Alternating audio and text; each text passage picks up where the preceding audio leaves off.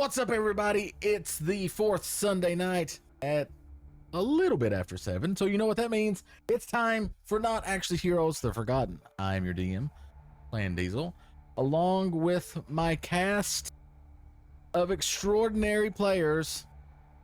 Say hi, everybody. Hi, everybody. Good. I'm glad you picked up what I was putting down.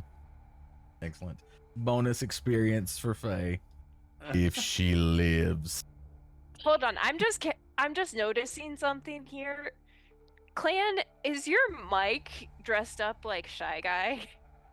It's not a Shy Guy, but it does. It We're does. over 3 Kind on of look guesses. like. Yep. Kind of look like a Shy Guy. It's actually an Ewok. Okay, okay. There's an Ewok hugging the microphone above the friendship bracelet that my son also made. So there's all sorts of stuff on the microphone. It absolutely It looks looked like a Shy Guy. 100%. I can see it. But not a Shy Guy. It is an Ewok. But that's okay. Nobody remembers the Ewok. Barney has a whole theory about the Ewoks. All right, so catch everybody up on what happened. Hilarity ensued last time between Dagon and Meridius. The high priestess said, none of this, not on my watch. And everybody has forgotten the tryst that happened in the chapel. So we are now coming upon the morning of the third day. Everybody has been kind of recuperating, sleeping it off in the recruits' chambers. You all have signed up for work details. Let's see, we've already done Faye and Desmond's work detail last time. So we have Meridius, who is on guard duty. And then we have, let's see, Desmond Clay was clergy. Trix is in the library. Thorn and Spoofy are in the kitchen. Library, where she killed Colonel Mustard with the candlestick. Yes, yes, she did. And then Keltash and Orlando are on custodial. Oh yeah. All right, so let's see, that is what? 4 jobs right here that need done. So if that's the case, I need for one person from each group to roll a D4. Default. I can find one. Here we go. Representing Oh. Desmond and Keltash is a 3. I mean, I rolled, but if you want to roll, you can. I won't tell you what I roll. Up to you. Let's see. Keltash and Orlando got a 3. Let's go with your. I got a 1. I got a Regan and Nice. Spoofy got a 1. All right. So together we made it 2, right? That's how we're doing it. Yeah, that's math. Trix got a 4. All right. Axe. She's cheating. So Trix, since you rolled the, what'd you get, Meridius? 3. 3. All right. So Trix, since you rolled the highest, you want to go first or last? Last. Last. Okay. That means we are going, I believe, to the kitchen with Thorn and Spoofy. I've already left the room, right? Yes. Okay.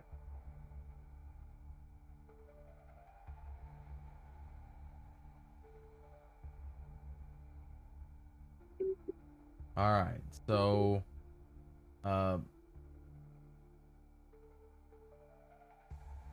Thorn and Spoofy, you guys show up to the kitchen. You report to work detail. You see it's a modest kitchen with stone counters and shelves with jars and dried meats and things like that for the meals to be prepared. You see some strange ingredients that you figure are probably magical in nature. Don't know what they're used for, whether they're for flavor or maybe they're slightly drugging everyone. And then there's a pantry that's adjacent to the kitchen that contains barrels full of grain and flour and things like that. Although you do detect the smell that some of it may have boiled. Mm. So, And is it What just the we two of call- us? there is just the two of you for the first little bit. So if you guys And- want to talk amongst yourselves, What time of the day is it right now? What are we? this is morning. This is morning.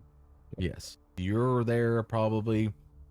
If I had to guess, I would say that you were awoken around 4, so that you could start with breakfast. Oh, I don't know about you, Spoofy, but I feel kind of well rested. Like I slept for quite a bit. Feel pretty good. Best sleep I've had in a while. I'm saying, right? Oh, got me wanting to do something special for breakfast. What you thinking about for breakfast, man? What we thinking here? What do you got in mind? I mean, yeah, we gotta have the meats, right? Like, gotta have the meats. So I'm thinking maybe there's like how many of us in total? Let's see if we can scrounge up maybe a pound of meat for everybody. Maybe half a dozen eggs per person too. What you think? Yeah, that doesn't sound too bad. Oh, right. Hey, hand me one of them jars over there. Let me get a whiff of that real quick. Let me see. Never seen this one. As you guys are talking and you begin grabbing ingredients off the shelves and everything, the gentleman walks in. You two the help?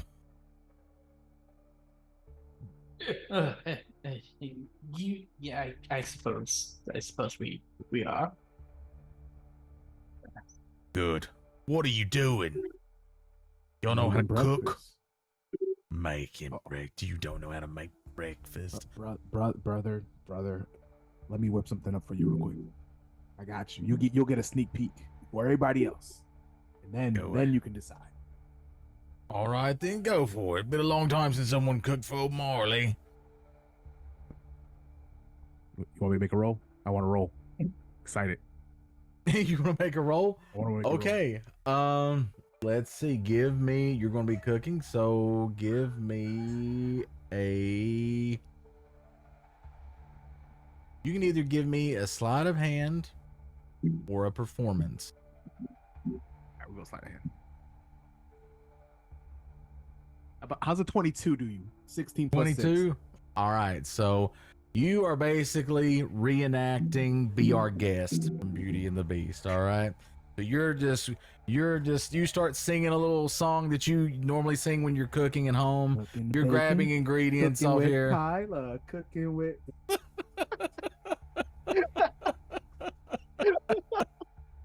Oh Lord. So you're grabbing ingredients, you're opening up boxes and barrels and jars and stuff. You're smelling things, see what it smells like.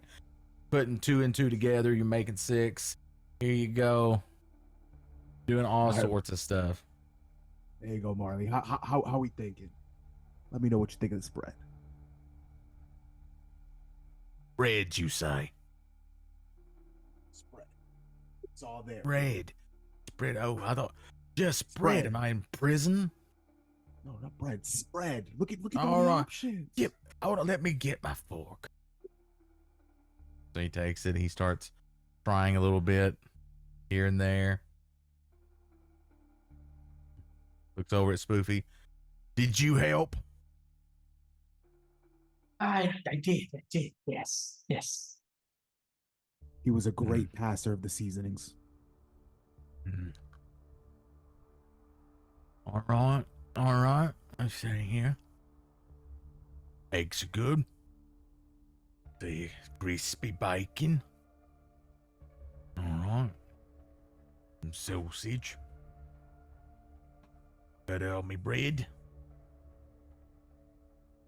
I like it. The bread is seasoned. I like it. It's a little surprise. That's my Oh, yeah. secret. I'm a chemist, so seasonings and spices. Little gastronomist, huh? Hey, you know what? That's not a bad idea. We should look into maybe a Castro pub or something. What do you think, Marley? We can. Listen, you're in a cult in a hole under some ruins. This is as good as it's gonna get. I'm saying we can do something like on one of the other floors, right?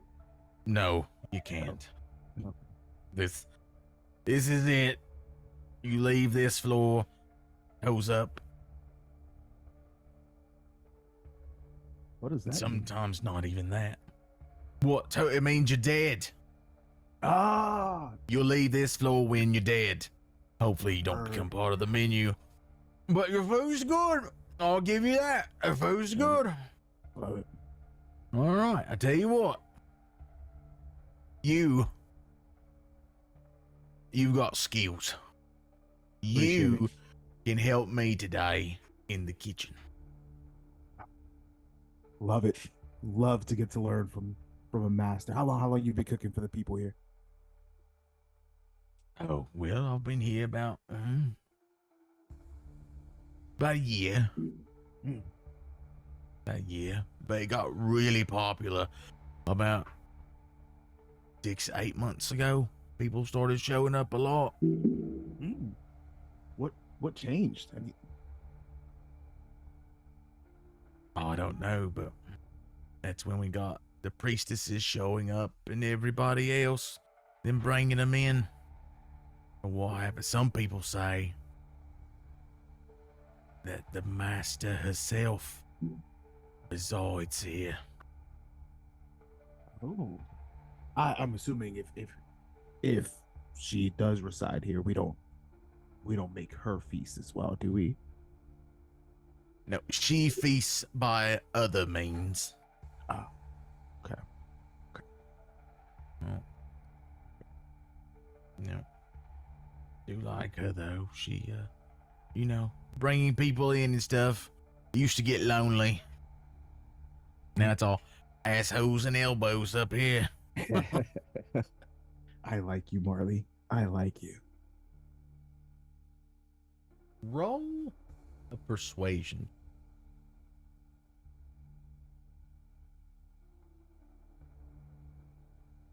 Mm. 13. 13. All right. So, you and Marley have struck up a rapport. And while you guys are working throughout the day, he begins opening up to you about the goings on that he's aware of. So, you learn a couple things. After the breakfast rush. So you guys are sitting down in the back. You fed everybody. Everybody loves it. Marley's going to talk to everybody about having you and Spoofy permanently assigned to the kitchen. Nope. For duty. And so he begins to tell you that he has seen the shopkeep going sometimes in, sometimes coming out of the priestess's chambers, which he's not supposed to be doing, Mhm. especially during night when everyone's supposed to be sleeping. Mhm. So he finds that odd. He tells you about one night. There was this one night, right? So I was up late, had the, munchies. Been there. Needed a snack. So I'm on my way to the kitchen, make myself, put some meat between some bread,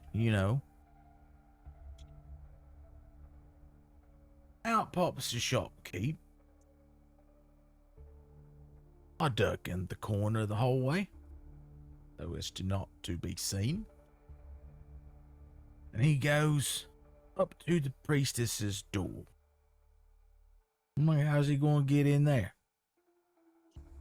And I heard him say something. What'd he And say? he walked right. Well, I'm going to get to it. Don't Oh, rush sorry. me. I'm telling the story. Part of it is the story. It's the suspense. You're right. My mistake, Marley. Great storyteller. Sorry. All right. So he says these words. He bops in, About an hour later, bops back out. Big smile on his face. I assume he's done what he was there to do. And everybody was happy about it. So, I wait some time. And I go to the doorway. I look around. There's nobody coming. If someone does show up, I can bop off to the kitchen real quick like nobody was there. And I said what I heard him say. I go up and I'm gonna pull my knickers up, get my brave face on. I look at the doorway and I say, bound by fate, blessed by darkness. And I heard a click. And the door popped open. Just a hair. Of course, I'm scared shitless, thinking I'm getting ready to die. So I bop off to the kitchen, make myself a sandwich and stuff. Look like I've been there eating for like an hour or so. Mm-hmm. There's food Yeah. coming off my thing, whatever. Just, selling it. But yeah, the door opened. I'm thinking he's going in there at night and giving one of them priestess ladies the what's to about it. Interesting. Little how's your father? Little game of hide the sausage, so to speak. I not heard that one. I like that one. Hide the sausage. That's pretty good, Yeah. especially in the kitchen. Exactly. See, this is why we get each other, Marley. This is why. I like you, Thorn. You's a good lad. You too, Spoofy. Even though you wear that mask, it's a little creepy. Oh, yeah. But you all seem like good blokes. Tell you what, I'm going to talk to Alira and see if I can't get you two assigned here on a more, permanent basis. Oh, I like that. I like It's that. hard to find good cooks, and you two seem to be able to do it fairly well. Plus, I don't want to kill you yet, so, also a positive. Well, yeah. Feelings mutual, right? Right. I buddy. would hope so. Kidding, buddy. Kidding. And I give him a little pat on the back. You try to do something funny with me, sir, there'll be more than a little hide the sausage. Hey. Nah. You There's- and I. There's ways to dispose of people down here. You don't have to be on cleanup duty to know all about that. We'll have some time to talk about that. Maybe. I don't know. We'll see. Clan, you said bound by fate or found Bound. with an F? Bound. Okay. B. Bound by fate, blessed by darkness. Right? Yes. Okay. Cool. I shall put it in the Discord so that it is easy for you to see. Gracias. Then I must have written nada. it wrong when I put that in my notes several sessions ago. No, not non-vegan. We do have some non-vegan options here. You know, There you go. we'll have a nice little cabbage soup with a vegetable stock base, some carrots, some cabbage, obviously. You know, nice diced up onions, some tomatoes, make it nice and hearty. You know, for our vegan friends. There's one place the vegans go. In my kitchen. Is it toes up? Did I say that right? That's right. You got it. Yeah. Let's go. You Yes, got sir. it. You got it. All right. All right. Yes. You know, they become part of the menu, as it were. Wait. And you see Thorn go pause for a second, like.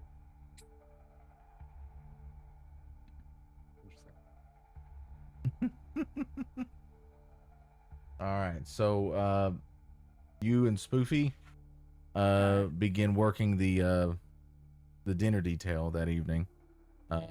And Marley sends you all out to help get, to help divvy out the food to the different tables and such.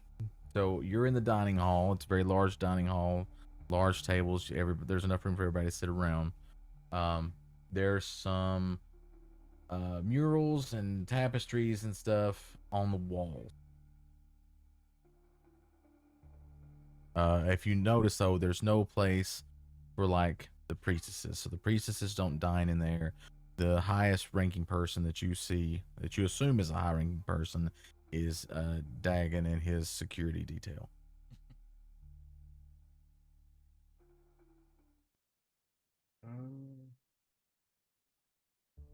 Will you and Spoofy give me either a perception, investigation, or inside check?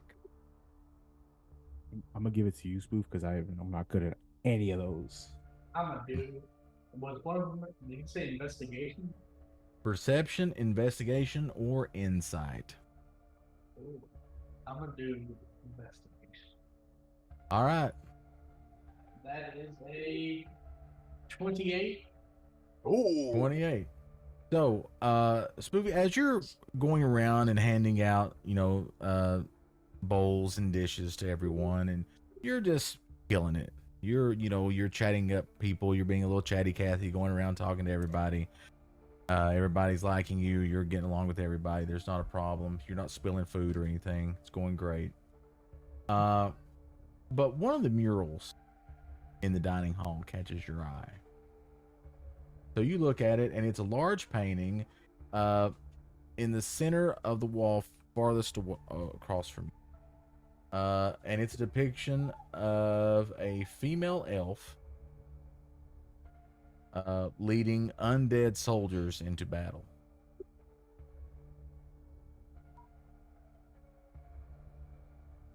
Soldier, a female elf leading soldiers into battle. Yep, she is a female elf leading undead soldiers into battle. And this strikes you as kind of odd because normally elves don't associate with undead. So it's one of those things that make you go,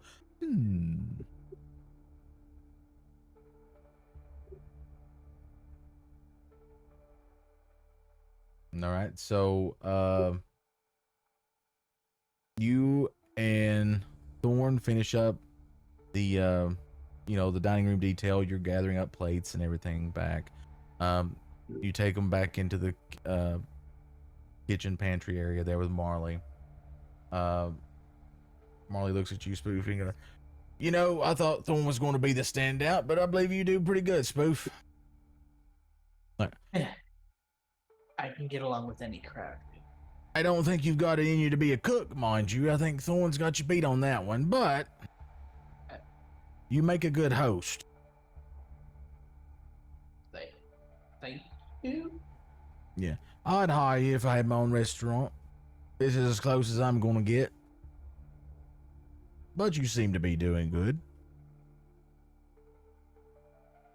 Thank you, kind. So you guys talk back and forth.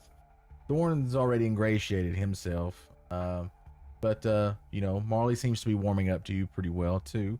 So give me a persuasion check. Me? Yep. Let's say. Ooh, it's a 9. Ooh, A 9. yeah. Okay. So you guys are talking back and forth. Marley's warming up to you a little bit. Things seem to be going well. And then you get a spasm, Yeah. Poopy, in your tail. And you can't control it. And it whips out, smacking something off of the kitchen table preparation area. And it falls to the ground, shatters. Marley looks at the floor, looks at you, looks at your tail.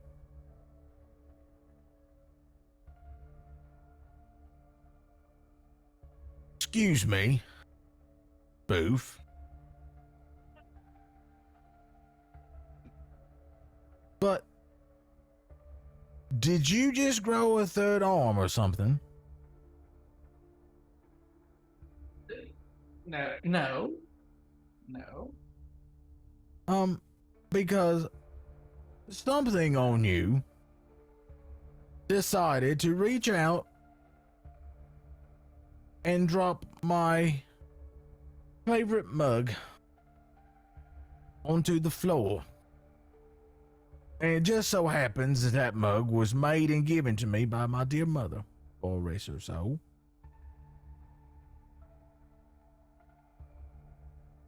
So I won't be getting another one.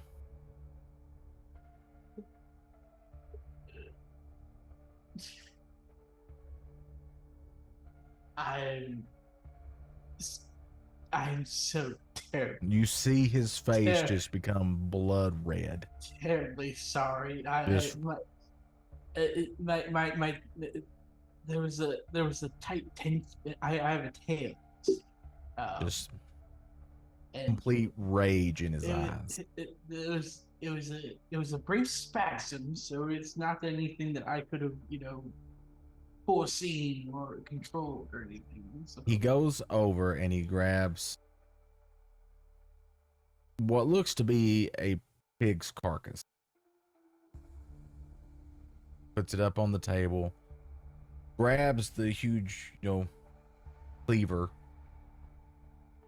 and just starts banging it against that carcass as hard as he can. And you know that he's putting emphasis on it because he's probably imagining that that's you. And he stops for a minute and he looks at you, Spoofy.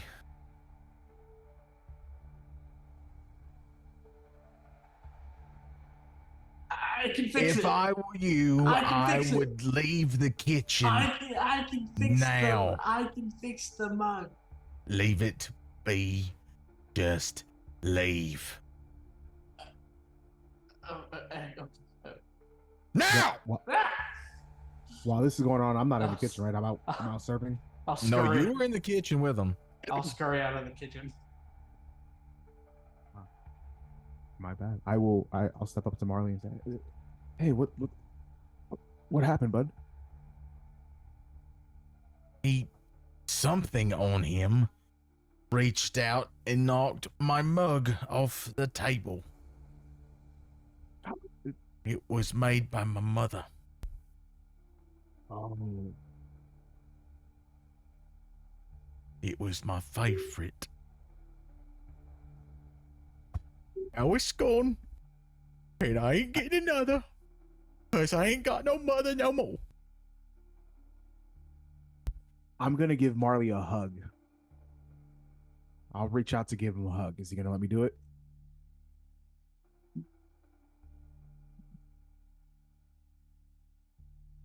He does. He lets you hug him. So I'll give him a hug and So I'll you pat go him. in to hug him, and he goes, Okay. "What's this about? What's it? I don't need you. I don't need you." So it's My all mom right, was Mark. such a good woman. I listen, and she raised a great man. And I Thank know you. Spoofy is terribly heartbroken. Do you mind if I take the pieces and see what we can salvage? I know it was an accident. Spoofy's not that person to do it maliciously. Do you think we can No. try and salvage it? No. Oh, that's okay. I thank you. I appreciate it. You may need some materials and such. You can probably get them in the shop. But if not, there's some probably locked up in the treasury. If you need to get in, there. It's scribbled on this note. I can't ever remember. Just take it. I got you, Don't Marley. tell him I said that I gave it to you, though. What did you give me? He gave you a note that he had scribbled. No, I know he gave me a Okay, note. I'm asking okay. Marley, what did you give me? I don't even know what you're talking about. It's fine. When you if you have to go to the treasury, you'll be able to get in that way. Okay. All right. I got you, Marley. Thank you. We'll take care of it. I got you. I'm gonna go lay down now. Okay. All right. All right, buddy. Yes, I sir. wasn't gonna kill your friend, I promise. I appreciate that. I was just emotional about me mom. I know, bud. I know. I know. All right. And then he leaves, and you go back, tell Spoofy everything was okay, and then you guys continue working pretty good in the kitchen with Marley and Spoofy and you for the next couple of months. So just to be clear, the note is to get into the treasury, not into the shop, right? That is correct. Okay. All right. So next, that concludes your all's labors of love. Hey, good job, Spoof. I think we did good. Thank you. Thank you. Right, Spoof, you turn that frown upside down. Okay, so let's see. Next would be, what did you roll, Keltash? A 3? Okay, so you and Meridius rolled the same. Okay. Roll off. Huh? Kind of All right, wild if you that- want to, you can roll off. Yep, go for it. It's kind of wild that both Ricken and I rolled the same. I know, right?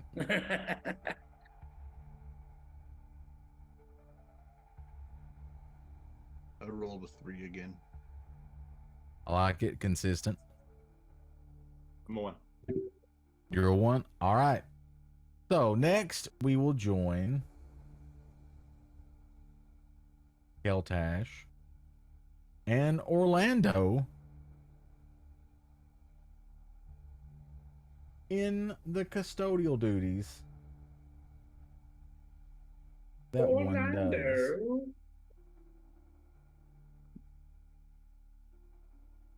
All right. So, Alira comes one morning. Morning, Keltash. Morning, Orlando. How's everybody doing? How am I? How am I based off of last session? Am I good? I'm good, right?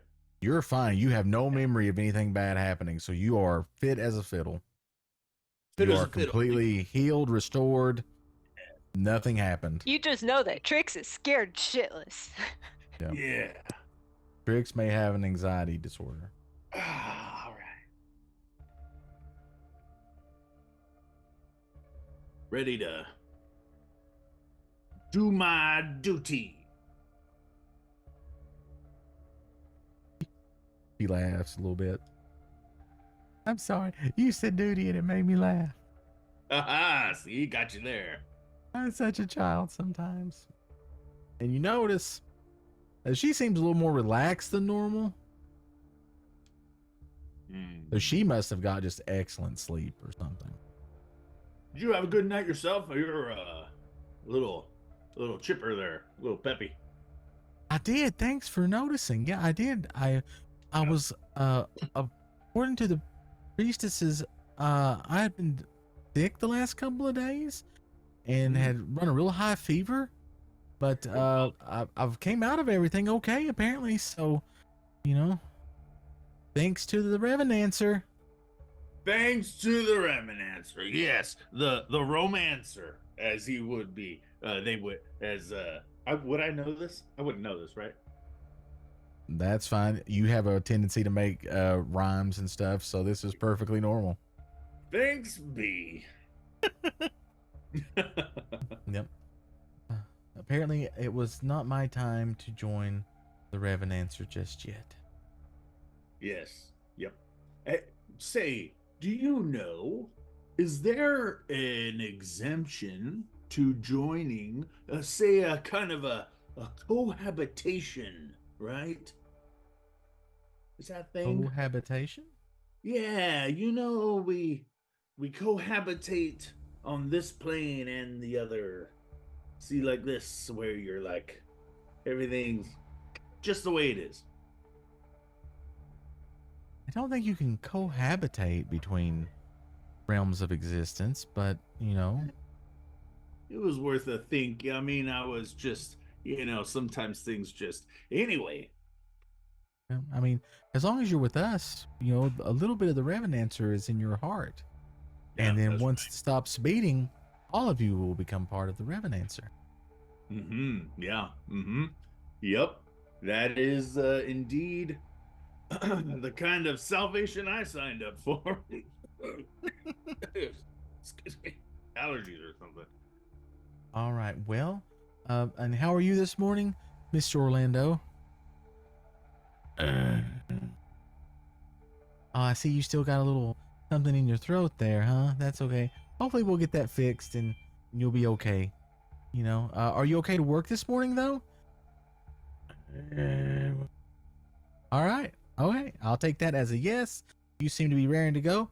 So, you guys signed up for custodial services. Love me some custodials. They're great. So, you will be working in 2 different areas. Oh, shame, Orlando. I thought we would be. You'll be working together. You'll just be working in 2 different parts of the building. Oh well. That's okay. All right. Well, so this morning, the first part of the morning was specifically more like after breakfast. We're going to need you to go to the recruit's bathroom area, and you guys are going to need to clean that. Yeah. We prefer you to do it after breakfast. After the morning constitutional, I get it. Exactly. Everybody likes to take a load off of the morning. Look at you. You even got jokes. I'm sorry, I shouldn't say that. That was bad. No, you're in good company, okay? Bad Alira, man. Okay. Yeah, get out. Okay. So you'll be working in there. So once you and Orlando are done cleaning that area, then we'll just send you to to the refuse room. That's a good fancy word for garbage. I love it. Yep. That's where we handle the waste that is produced by all the members that isn't handled in the bathroom. One man's trash is another man's treasure. Hello. See there? That's true. It's just your job will just be to take the it'll be collected into bags, and then you'll just take the bag and either place it into the incinerator area. Yep. We have a little container that has basically it's like a perpetual fireball going off inside of it, and it incinerates the garbage. Or you'll need to put it down the chute. Whoa. Hold on now. Where does the chute go? It better be to a recycling bin, because I'm going to tell you right now, we need to have recycling. What's recycling? Well, you see, what you do is you take things that can be reused and you reuse them. Oh, It's okay. brilliant. Yeah. Say Oh, you have some food scraps. Excellent. Put them in a whole little basket together, and then every once in a while you give them a little like this, and then you put them on your plants, and the plants grow real happy, right? oh, If you're okay, yeah. I want to throw away this fork, you know what? You can take that fork and make a shiv out of it. See? Oh, Recycle. we don't want shivs. Shivs are bad. No, I'm just giving you an example. That's like an Oh, example okay. that we would use outside of the, Okay, you know what? You've got some creative thinking. I may bring you to the next Acolytes meeting and you can bring some of this up and maybe we can get something started. There. See? Great. We're going to save the world together. As you say that, Orlando's like, and he's like, oh, yeah, you're right, Orlando. We should get started. I'm Yeah. sorry. Yes. So, Hold on, does Alira speak Orlando? It's canon he's just she's just assuming that that's what he was chiming in about, that, you know, they were standing there and nothing was getting done and he had a job to do. She knows Orlando. Desmond has told her that Orlando is very job focused. You know, idle hands are the devil's tools and such. So he takes you, you know, you go into the hallway, you go up the hallway a little bit, you turn left, turn right, and then the next door on your left, you open up and you go into the recruit's bathroom. So she leaves you in there and she's like, okay, so like I said, just hang out in here for a little bit. You know, feel free to use the facilities, of course, because you're already here. And then after everyone eats, you know, recruits will be coming in and out. Once it kind of slows down a little bit, then if y'all could clean it, that would be great. Sure. And then once you're done with that, just come find me. If I don't run into you first, and I'll take you to the refuse room. Okay, yeah, to the refuse room. I love it. Yep. So you guys are in there. It's very dank and, you know, damp, and the air is very moist. Oh, You know, yeah. Lovely. just, you know, like a medieval bathroom kind of would do. Yeah. Well, now hold on. Now let's say, I mean, we're talking about just like a straight pit, or is there like a cross breeze that would indicate that maybe the poop chute, if you will, goes outside somewhere? Like, hold on now, okay, let's talk this out a little bit. There's just, when you peek over and look inside one of the stalls, because at least they are, and they're European style stalls, so they go from the floor to the ceiling, so it's completely private and nice. We're looking at you, America. Get it together, all right? Bucky's does I it don't want right. to see no feet next to me. Exactly. So, you just see, you know, dark blackness. Yeah. So okay. you're not sure where it goes, but it doesn't stay here. And the stench is like, it's like, yeah, that's some. It's Ooh. not as bad as what you think that it should be. Okay. You can tell that this bathroom is used for that, but it's not like ungodly. Just, you know, it's not like a you know. Yeah. Exactly. I've cooked off some shitters in Iraq, so I know exactly what you're talking about. Yeah, it's not like that. You know, you can tell the waste definitely goes away, but there's no water, you know, to form a seal. All right. Well, Okay. Orlando, I guess we just gotta hold on now. We should look real quick. I'm gonna look in the stalls, just make sure everything's okay before people come. While I'm looking in the stalls, I'm looking for graffiti on the stall walls. Want to see see if anybody's. All right, give me a perception check. Oh, daggum. Let me go over here. I should have known that was coming. Oh my, I have proficiency and a +5. 22. Nice. I know All how right. to look at a shitter. You too. Professional shitter looker. All right. So you are browsing the stalls before the recruits come in.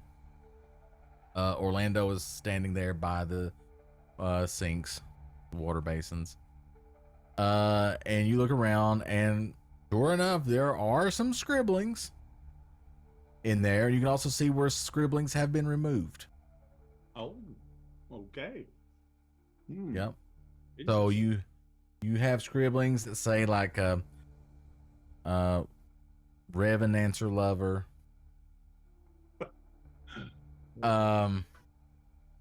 You have another one that is like for a good time, go find Dagon. That's a good one. You find another one it's like Alira is my Dira. Nice. Yep. Do I For some- have anything scratchy on my person that I might? Let's see. You know what? You were given it's kind of like a trowel, or it's like something that can be used to kind of scrape Yeah. things Scoop, off. maybe? Yep. And so you have a feeling that's that could be used for that. Yeah. Yeah. So what do you want to write on the stall? I specifically on the back of the door, so only seen when someone is in there with the shitter door. I would like to scratch are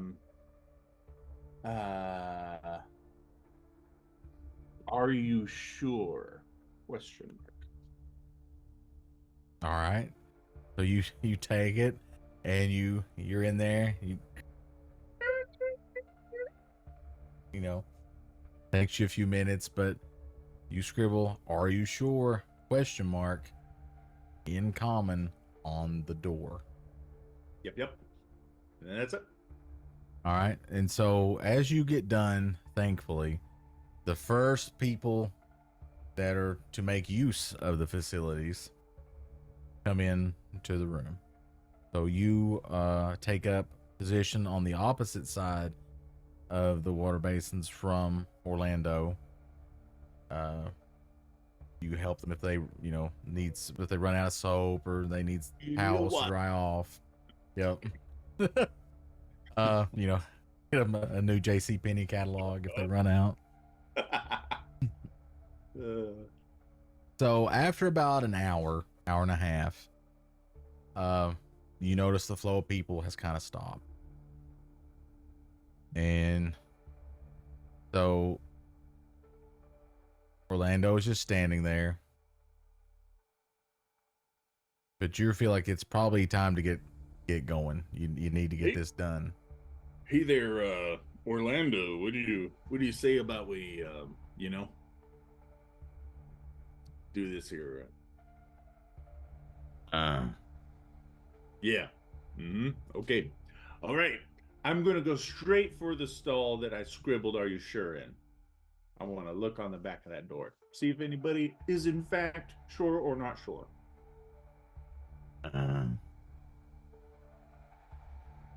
So you go to one stall that you did your thing in. Orlando starts in the opposite, and you guys plan on meeting in the middle. That's right. So, Keltash, you're there. You look on the door, and sure enough, right below where "Are you sure?" question mark, somebody has written yes.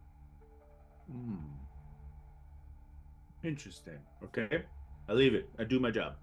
All right, so you're cleaning. Every now and then you hear from Orlando.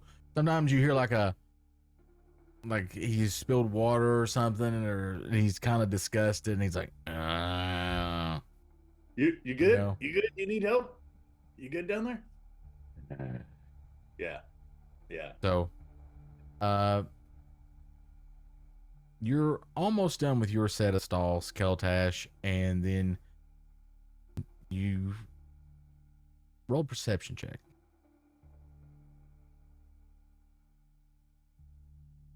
Oh, that's a 28.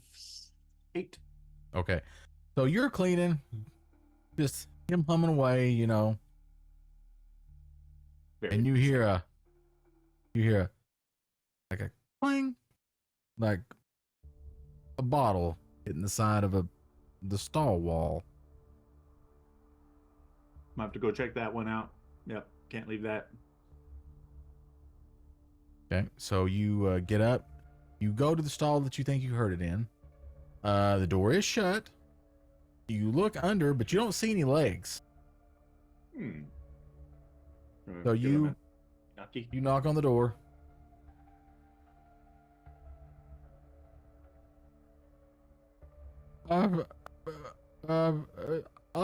Occupado? I dare say it's not. What are you doing in there, weirdo? This place was empty. I'm just using the facility.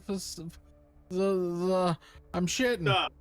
You sound like you are in distress. Fear not. I am here to help, and I'm gonna kick the fucking door in. No, you don't. So you haul off and kick this door in, and you, pity cop, Keltash, just whoop, pow, and it makes this loud pop, and you basically just rip the door off the hinges. Like it just slams against the side of the stall. His arm gets caught in it and just What's going on in here? and there you see on this toilet, basically it's almost like the person is kind of curled up in the fetal position, but they're upright. Oh. And you see what made the clanking noise, and it appears to be a bottle of alcohol. I see. Holding out on the hooch. I apologize. Slap him. Oh. Get it together, man. Where did you get it? What is that for? Well, you're holding out on the hooch, damn it. Where'd you get this? It's sacramental wine I got from working, you know, in the clergy. Working in the clergy. Look at you, man. Drinking the sacramental wine from the clergy area. I'm sorry that I came to try to, you know, get cured from my drink, and you know what? It's so hard down here that I turned to drink even more. Slap. Don't you give me this. Listen, it's hard for everybody. Now hand me over the keys or whatever it is you use. I'm gonna put this stuff back. Oh, okay. I'm sorry.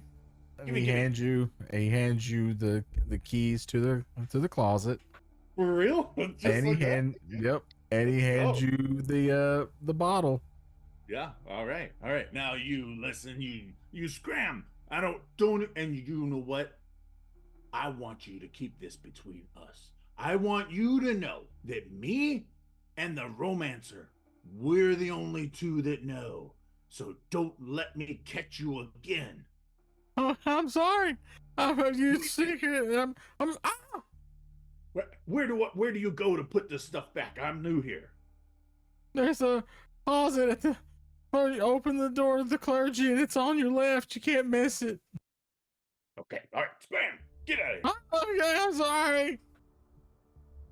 And he runs away, about tripping and falling, and he goes away. And as he's running out, Keltash, you see out of one of the stalls a head pop out. No. And it's Orlando. Oh, Orlando. You're so quiet. I didn't even know. Yeah. I mean, look at what this guy had, you know? And Orlando reaches for it. Yeah, all right, there you go. He takes it.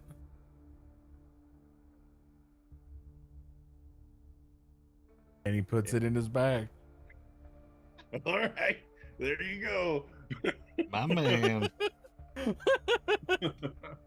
Now, listen, Orlando, okay? We got a quick decision to make here, okay? I got the guy to give me the keys, and I'm not entirely sure why I did that, which I'm usually not entirely sure why I do some things, but I'm pretty sure that this is going to be a good thing to have. So, what do we do now?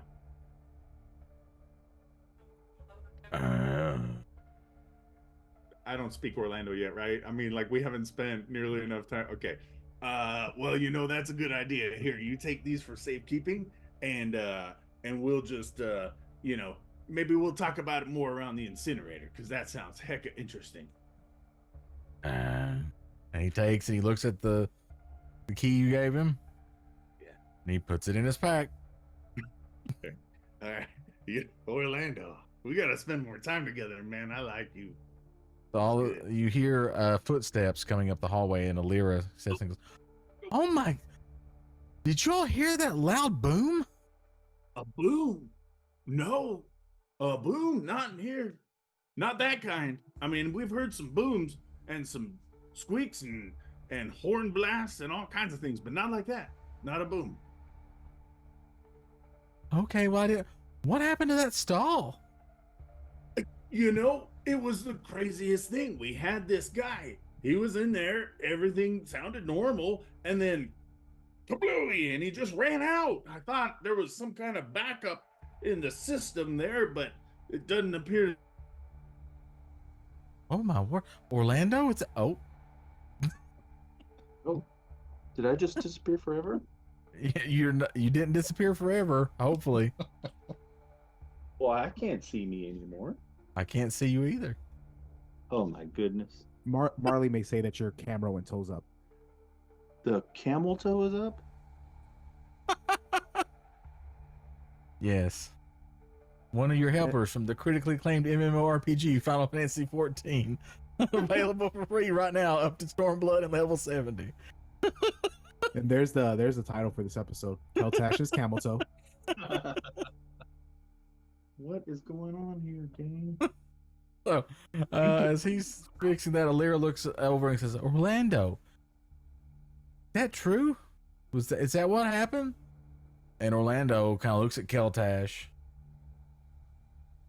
looks over at Alira, and goes, oh, yeah. Well, I'm like you. I don't think Keltash would lie. So, all right. Wait, what? I'll have to tell the kitchen to settle down on the chili this early in the morning. Okay, so if you all are ready, also a spectacular job here in the bathroom. It looks great. Well, thank you very much. Now, but what do we do about now? Do I need to, like, you know, how does the door get fixed there? See there, like that? Oh, don't worry. We'll get it fixed. It's fine. It's fine. Okay. Right now it's you know, it's kind of in the afternoon stuff. I need you guys to follow me, and you can go to the refuse room. Okay. All right. Away we go. There we go.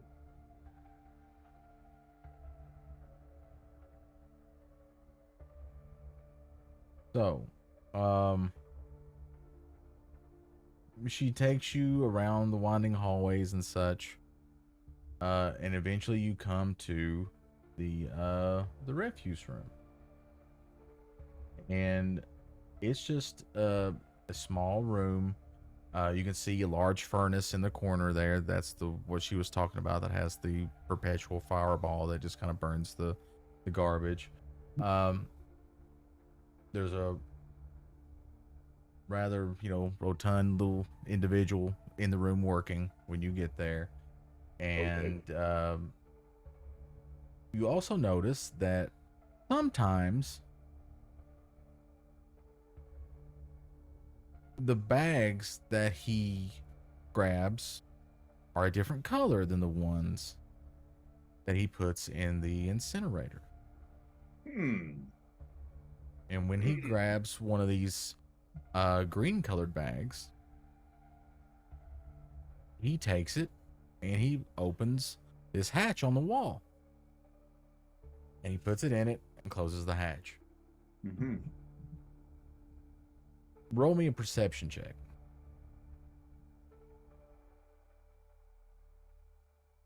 Stay.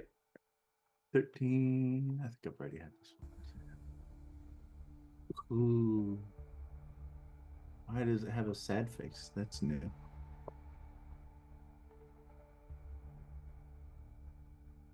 $22. 22. All right.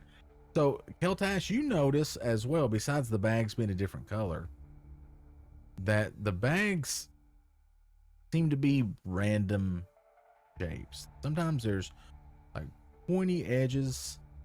Sometimes they're large. Sometimes they're small. All different shapes and sizes. But it's only the green bags that get put down the chute. Okay.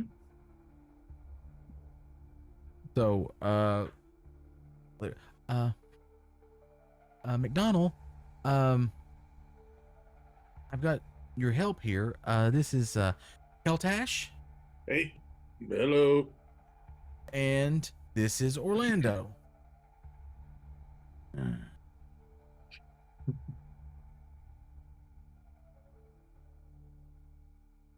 You two are a sight for sore eyes, that's for sure. Thanks, I think. I've been in here shoveling shite all day, waiting for you two to show up. Well, we had other shit to take care of, though, so, I mean, like, we're here now. Hey, let's go. Yeah, shut it. If I wanted any lip off of you, I'd get it off my zipper. Okay, all right, yep. Now, hey, I just got that.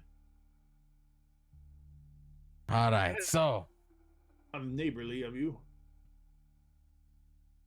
I'm not your neighbor, I'm your boss. Touche. All right, so here is the technical parts of the refuse room.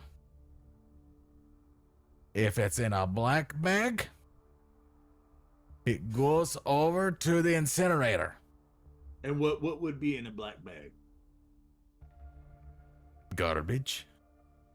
Just any kind of, okay, gotcha. Just, garbage from the kitchen or from the bathrooms, old clothes. Okay, okay. Hey, follow me so far. I'm with you. I know it gets complicated. Yeah, Orlando, you good? You with? Are we? Yeah, good. I like him. Man, a few words. Right, he's a good guy. If they bring in something in a green bag, I need you to walk over here, pull down the chute, take the green bag, deposit into chute, release chute. What's in the green bags? I don't know. What if it's a recyclable? What the bloody hell is recycling? What? Now, listen. You're old man McDonald, right? My name is McDonald, yes. Yeah. So I'm sure at some point you've had a farm with a name like that. No, I do. Garbage. No, I meant before you did garbage. I could picture it now. You're on your farm, you're gambling along, singing E-I-E-I-O, and you've got your ducks and your chickens to feed. I can see it now.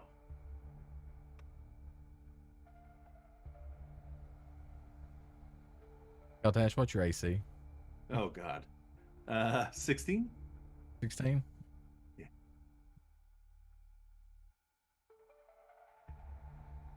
All right. So as you're doing this, he starts laughing.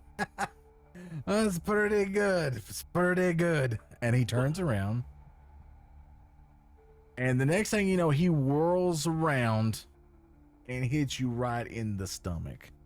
As hard as he can. No. Listen, lad. Don't talk about my past. It'd be smart that you don't ask about. Because old man McDonald was not such a nice man Oh. in his past. Okay. Got it? Yep, I got it. Yep. Just thought that we could save the world together, but okay, I got it. Oh. Pray you don't meet him again. All right, so if it's a black bag, it goes where? In the Right. If Yeah. it's a green bag. yeah, and you do the shoot like All right. Oh, Yeah. do we open the bags? you haven't said anything about that. No, we didn't open the bags. Okay, no, open them bags. All right. Okay. I'm going to go take me a wee little break. Yeah. I'll be back in about 30 minutes. Yeah. Okay. They're expecting another thing of refuse in about 5. 5. I'm leaving it up to you. And sir speaks a lot. Mm-hmm. Wait. Okay. No, I'm with you. Yeah. Okay. You can pretend who is who. Okay. All right. And with that, he leaves the room. Ugh. He's got a fist. I'll say that. Ugh. Was not expecting. Seeing you in discomfort and stuff, you see Orlando reach into his bag and he pulls out a glass, one of Desmond's nice glasses, and he pours you a drink and he looks at you. Oh, Desmond, you are a treat. And in your head, you're pretty sure that's his way of saying, I'm Orlando. Yeah. Quite right. So after you have the drink and he takes it back, a few moments later, you hear, refuse delivery. Send it. You all in there? Yep, bring it on. All right, so the end wheel's in this huge cart, and it stinks. You know, it's a couple days worth of garbage. All right, just let me know when you're done. And Well, he walks off. Hold on a second. What is this? This smells to high heaven. You couldn't have brought this back any sooner? You gotta wait until it's the worst off? Did I do something to make you angry, friend? I dare say. Everybody was sick for the last couple of days. For what? Oh, they chilly? I don't know. We got Listen, new people in the kitchen. I won't hold. Now that's a thing, okay? That's a real thing. I'm pretty sure it's from a song. So I'm not gonna hold it against you. But listen, bring it back when it's fresh, okay? We're not trying to run a pigsty here, all right? This is a trash, a refuse facilitator. I'm just supposed to bring it when it's full. Jeez, Orlando, you hear this guy? When it's full, when it's full. Who decides when it's full? You do. Bring it back when it's fresh. Oh, okay, but McDonald likes to wait until it's full. That way he doesn't have so much to do. Okay, well, now, hold on. If McDonald says, all right, that goes. Everything I just said, forget about it. Okay. I'm gonna go now. Away with you! Damn! You want me to go get McDonald right now? No, I'm gone. I'm gone. Yeah, get out of here. So he goes running down, and you're left with you, Orlando, and a cart full of stinking garbage. Are there you any... do. There You know are what I- green bags. Yeah. Is there one on there. top? Yeah, there's one within easy reach of you. Yes. Immediately open. Is it a dead body? Okay, so you open the bag, and inside the bag you see bones, an arm, other pieces of what you are assuming was a person at one time. Nasty. Different stages of decay. You know, you're pretty sure there's multiple people, or at least multiple parts of multiple people per bag. So roll me an investigation check. Oh God. Oh God. Why? This is so close to retirement. Investigation. Oh God, it's a 5. I'm repulsed, I'm afraid. Okay, as if yeah, you are too disgusted to kind of see what's in the garbage there. Orlando!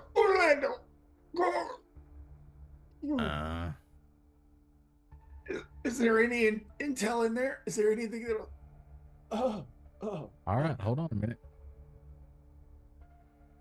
Holy shit, Orlando. Orlando rolled a nat 20. Shit.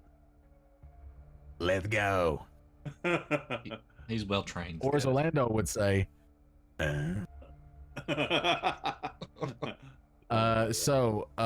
Orlando looks into the bag, does not gag or anything like that. Seems like it's perfectly normal, not a big deal. He does stick his hand in. Oh. And kind of move some things around. Oh, go gently, Orlando. And Keltash, you are thinking that he's probably looking for alcohol for Desmond or something. If there's anything he can bring to Desmond. Now see here, Orlando, we're looking to see if we know these body parts. So as he's moving stuff around, he picks something out. And it is a folded piece of paper. Orlando, what it? Unfold. All right, so he hands it to you, and you unfold it, and you read. You look at the letter. Yeah, there are some gore on the letter. And you're pretty sure that there may be some of that green liquid on the letter as well. Get out of here. But as you read it, and before I say it, I'll put it into Discord as well, the way you all can see it.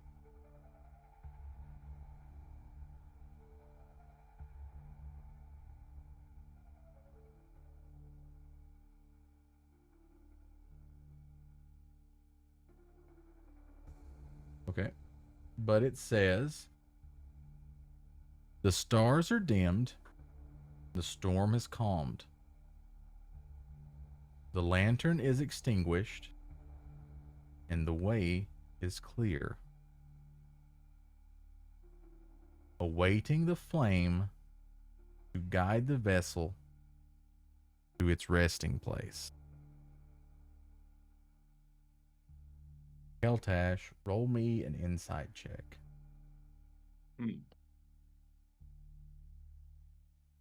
Oh, get back up there. Oh. 27. 27? All right, excellent. So Keltash, your cop senses kick in, Ding.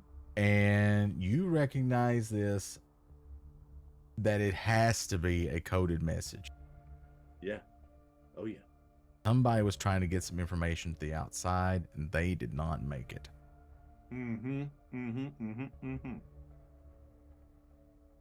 Orlando, be a deer, and in the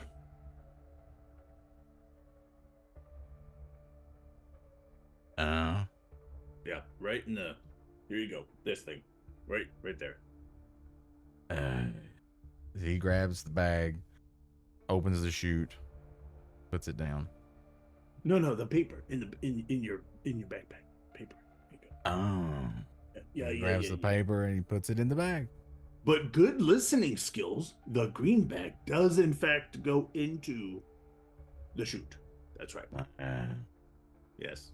So, after this, you guys empty the garbage. You work in here the next couple of weeks. One day, you and Orlando are in there working, and for the last week or so, McDonald has joined you, and you guys are working side by side with him. And you know, he's not such an ass now that he's got to know you a little bit, and everything's, you know, okay. You can do your job. You can separate the green from the black. Everything's fine. Yeah. He really seems to have struck it up with Orlando, though. Like, he likes you, but between the two of you, Orlando is his favorite. Natural. It's very natural. Well, it's probably because Orlando every now and then slips him a drink. And he appreciates that. So, you guys are working there one day, and just all of a sudden, McDonald looks over at you and says, "Hey, you ever wonder about the greenbacks?" You know, McDonald, I did for maybe like 45 seconds. And then you sunk your big old fist right into my gut, and I stopped wondering right then and there. I don't remember that. That was a good day. Yeah. Yeah. I almost filled up my own bag, you know what I'm saying? Yeah. You know, I asked one time where the greenbacks go. I was told, matter of factly, don't ask again. Oh. But I did hear a story once. Hey, from a recruit a few months ago. He said that there was a gentleman here named Craven. No, not Craven. Harvin. Harvin was his name. Harvin, okay. I called the person who told me the story a Craven lunatic. It got mixed up in me noggin. That's a good one. That was a good one. But he was a recruit. A pretty good one, from what I heard. Yeah. But he started asking questions. Yeah. Questions that they did not like. Apparently also had a relationship with somebody he wasn't supposed to. I say, really? He worked right here in this very room. Wow. With that recruit. You know what the recruit told me? What? He said, a few days after Arvin went missing, Yeah. that the garbage came. Yeah. It was one green bag. Only one? Only one. And it was person shaped. No. Aye. Like you or me? Aye. Wow. He opened it up. What was inside the bag? Was it the recruit? No. Hey.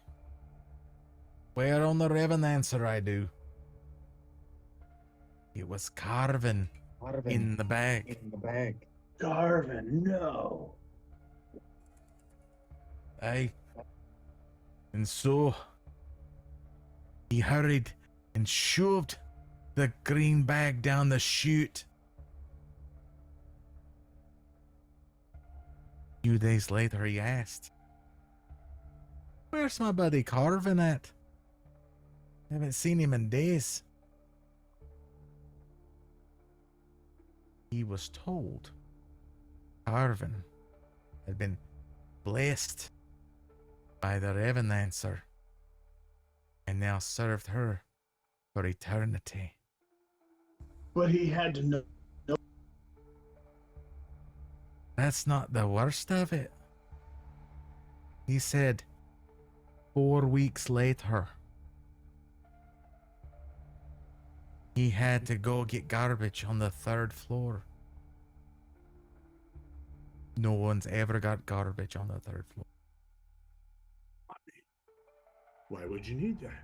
When he went down and picked up bags, they were green. Guess who handed them to him? No. It was Carvin. No! Yes! How? I don't know. This recruit's not still here, right? That's too crazy. No. Shortly after that, I started working in here. And that recruit got blessed by the Revenancer. I do not see him since. What? Aye. Wow. Orlando, can you believe this? I don't know what sense to make of it. I know. Listen, I don't know if the stuff about Carvin is correct or just a bunch of bullshit, but I'm telling you, I worked with him, and now he's no longer here. With the Romancer, that's right. Revenancer. That's the one. Yes, I'm sorry, it's a speech impediment. Yeah. Hey. Well, I dare say I don't think I want anything to do with carving or green bags or any such thing. I agree, laddie. A bad time for everybody. Yeah. Yeah. After that conversation, you guys fall back into work. Not much is said. And you have a pretty uneventful workplace for the next few months. All right. All right. All right. Nothing like oddly spoofy shaped or anything like that. Nope. No, Okay. your group is fine. Sorry, you're the only one with a very particular body shape that can be seen through a bag spoofy. That's true. Oh, I'm gonna. Oh, you're right. The night spoofy will be played by Michael Mouse. Remember Sly from like Yeah, the Dragonborn. Oh my Yeah, god, Kill John. dude. Yep. That kill, Yep. yeah, Kill John. Yeah, that slayed me, dude. Anyway. All right. So there you go. Time passes as it does. Now we go back in time. Viridius. The morning everybody gets up and goes to their jobs. You have already been told what to do. So you get up that morning after Spoofy and Thorn have gone to work in the kitchen. And you go to the elevator. And at the elevator, you meet Dagon, and 2 members of the guard. Morning, Meridius. Hello. Take it you've rested well? As well as I can. Excellent. All right, Meridius, you have on your armor since you are on guard duty.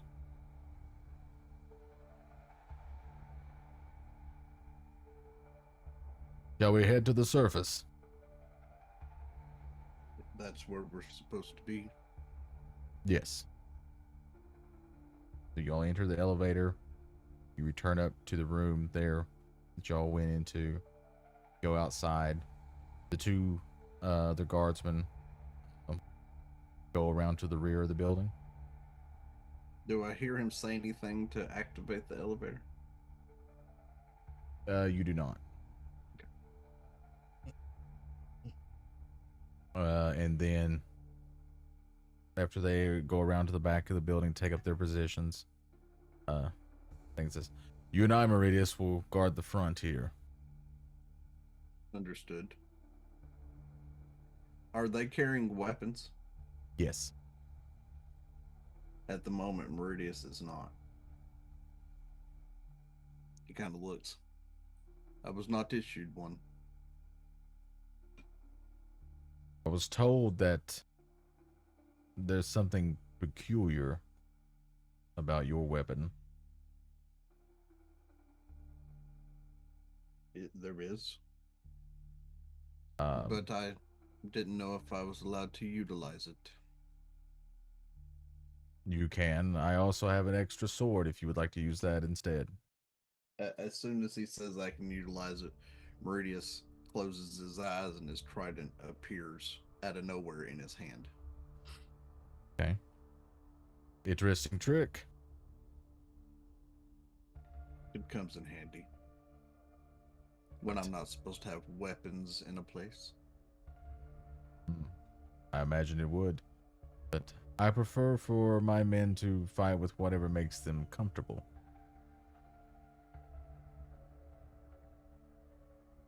He kind of looks down. Do I have the robes on over the top of the armor like I did to begin with? You don't have the robes on Okay. over top. Instead of robes, all of the guards are wearing a gold chain. And then at the it hangs down around their chest, and then in the middle of it is just a large square with the hand symbol of the Revenancer. Okay.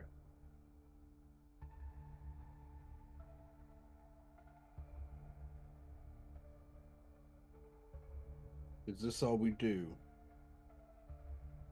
The standing watch at the entrance. I mean, we patrol, but mostly it is this. Yes, we have to make sure that only authorized cultists are allowed near the ruins.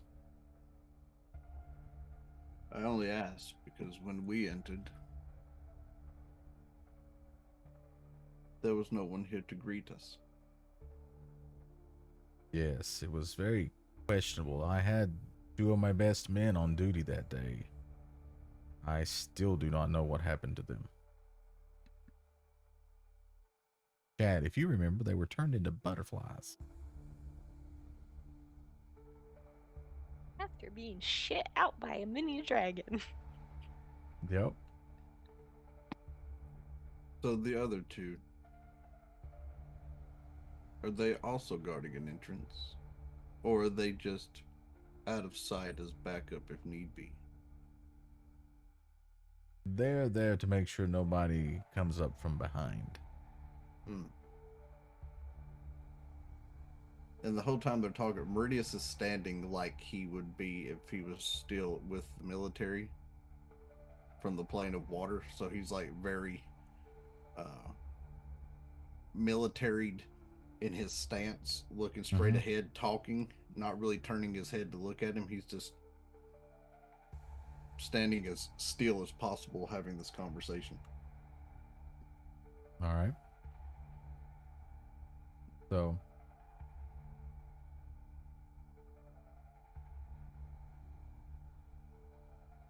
okay. Roll me a perception check, Meridius. That is a 14. 14? Okay. So, you guys stand out here basically in silence for about 8 hours. When it gets about time for evening meal, Dagon looks at you and says, Meridius, would you be willing to pull some extra duty? As in standing out here for all night. No, not out here, no. One of my men has been given an order from the priestesses to go into town and pick up some supplies. I need someone for internal patrol during the night. Very well. You seemed like someone I could trust.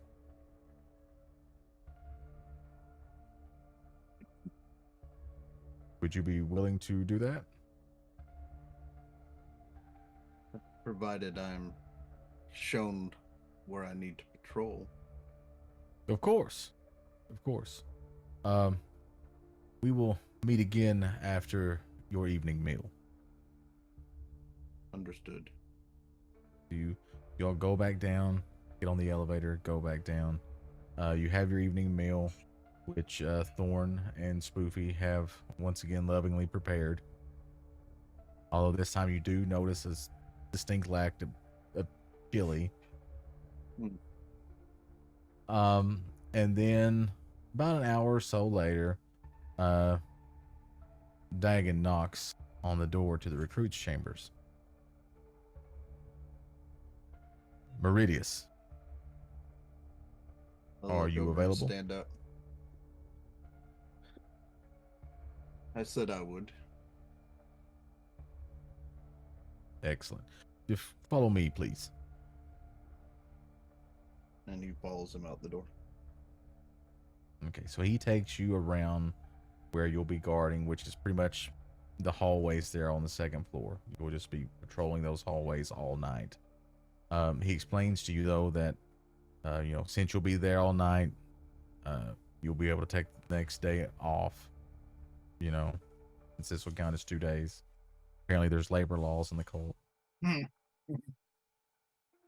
And then around 10 o'clock, he retires to his room, and he leaves you on duty. And so you start patrolling the hallway. And I need you to roll me a perception check. That was much better. That was an 18. An 18. It's much better than my 14. All right, so you're patrolling the hallways. Not much is going on. You run into the cook, who is going for a midnight snack into the kitchen, as you've learned, he does very often. You hear a noise, though, as you approach the chapel. And no one's supposed to be in there during this time of night.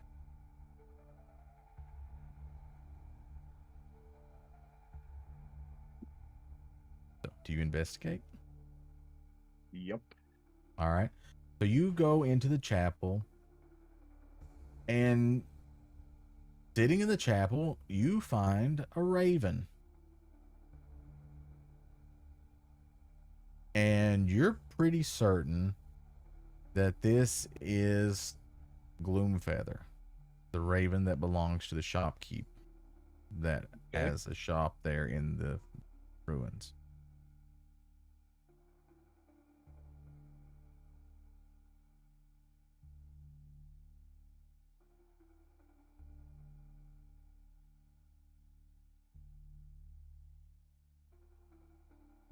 As I stand there looking at the raven,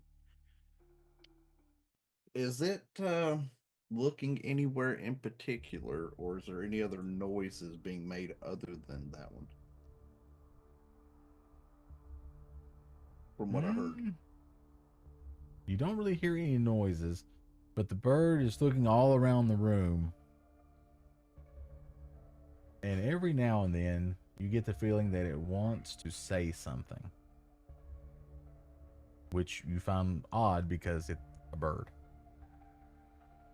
I mean, I can talk to aquatic animals, so that's, they may want, it may want to talk. I don't know. All right. I close the door to the chapel and walk over to the bird. Okay. As you walk to the bird, I need you to roll me either a persuasion, deception, or intimidation.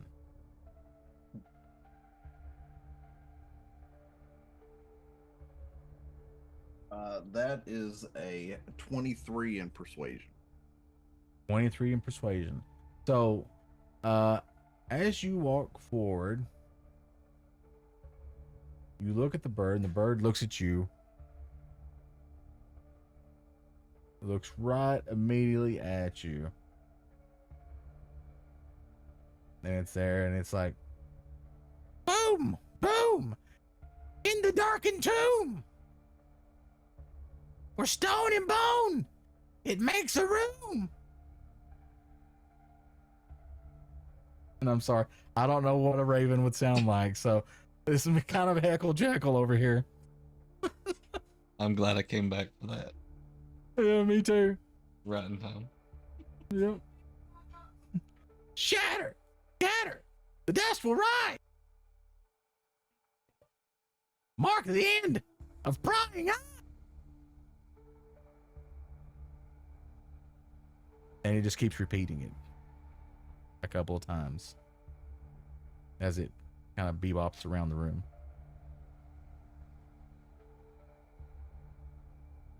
So, as you hear what it's saying and it's repeating it and it goes on in your head, your wheels begin to turn. You begin to think, what could this be? Why is this bird saying this? Roll me an insight check.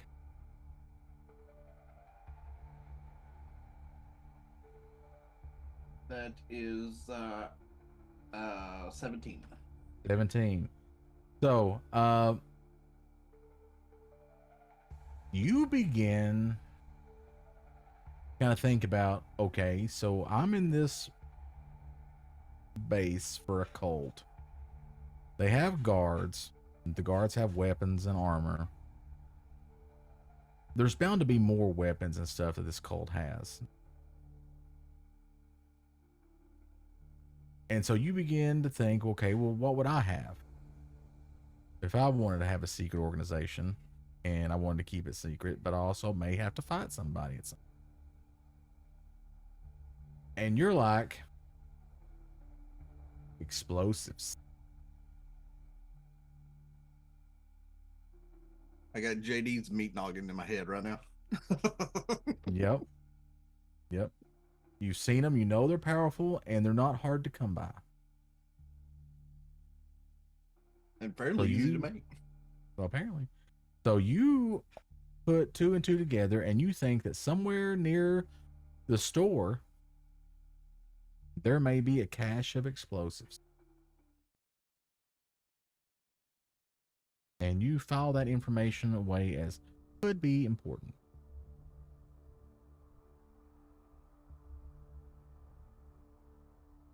All right. So, after a little bit, the bird doesn't say much, anything at all, continues bebopping around the room, and then flies out. You go back to guarding the hallways. How did it fly out? It just went from pew to pew and then down at the floor, looked at you, made a noise, and then just spread its wings and just flew out the chapel doors. Yeah, but I said I shut the doors behind me. That's why I was asking how it got out. I was looking to see if there was a secret way that it got in. It cast knock and opened the door. That's why I closed them, because I wanted to see how the bird got in after I opened them the first time. Yep. So apparently the bird can just do things. Got it. I'll file that away too. The bird can open doors, chap.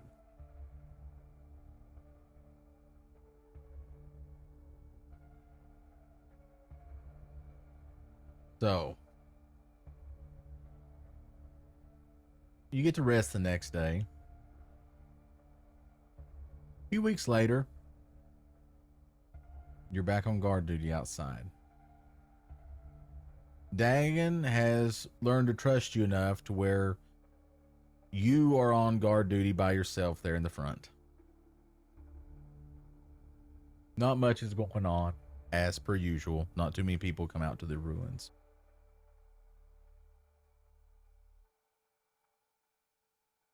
You hear a noise.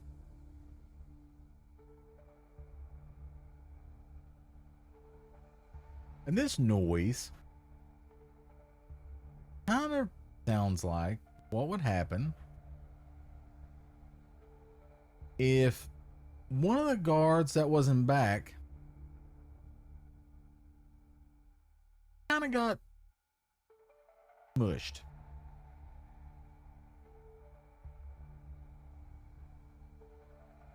You decide probably a good idea to check. So as you round the back, out from that back corner where you're going to meet them, a butterfly flies away.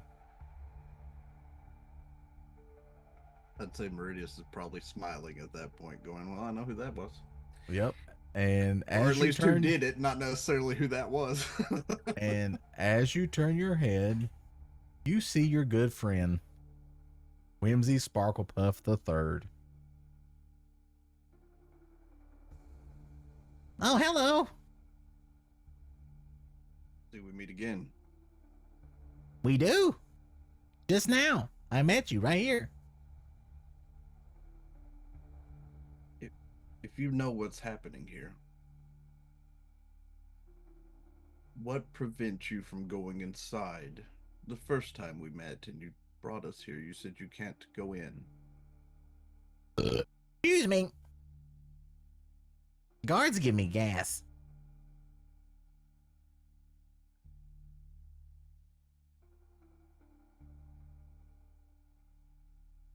Oh, why I can't go in?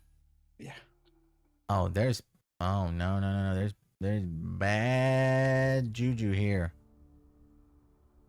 No. More powerful than me, So which is saying something. I don't see either guard, right? Or do I see one smashed and one saw a butterfly? You saw one butterfly, but you're pretty sure there was another butterfly. You just didn't see it. So when the time comes to get relieved, what do you want me to tell them happened to the two you literally just transformed into butterflies? Oh, well, that's a good question. I never do give them a story. Oh, tell him it was a land dragon. Okay. I need you Do to that. do something. I need you to do something for me then. Oh, you need evidence?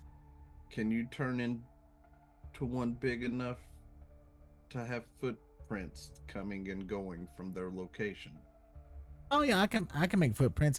I can help too. Hold on. Here comes the armor, chat. And then Whimsy Sparklepuff III then regurgitates part of a leg onto the sand.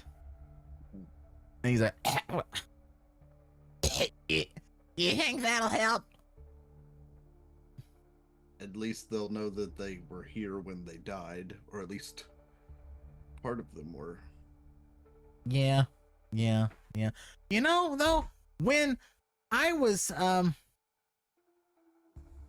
eating their faces, it reminded me of something. Weren't you guys here looking for somebody? We have multiple reasons to be here. But didn't you guys say you were here looking for like a wizard or something? Some old man? There's an older gentleman we were informed disappeared while looking into this group. Okay. Okay. Guess what? Did you find him? No. Almost as good, though. I remembered. These two were the one that got him and drug him into the ruins. I saw it myself. If only they were still alive, we could have asked them questions and then you could have ate them. I was really hungry. I'm not saying you couldn't eat them. To be honest, in this place of darkness, there's been plenty of times I've wanted to kill all of them. I mean, human nuggies are good. I would not know. I do not partake in that. No. Nah, he just eats fish sticks. I don't do that either. Cannibalism. But yeah, And no, Meridius is not a vegan. But yeah, they drug him in here. I saw it. So now you know. Can I ask you something? Sure, we're friends. Have you ever met the trade princes? Or seen them? I've seen them. I've not met them. Has any of them ever came here? One?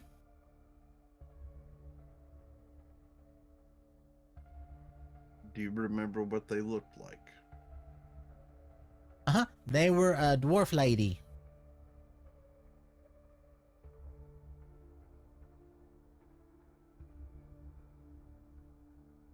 Did they He also was drugged here by these two as well. But before the wizard.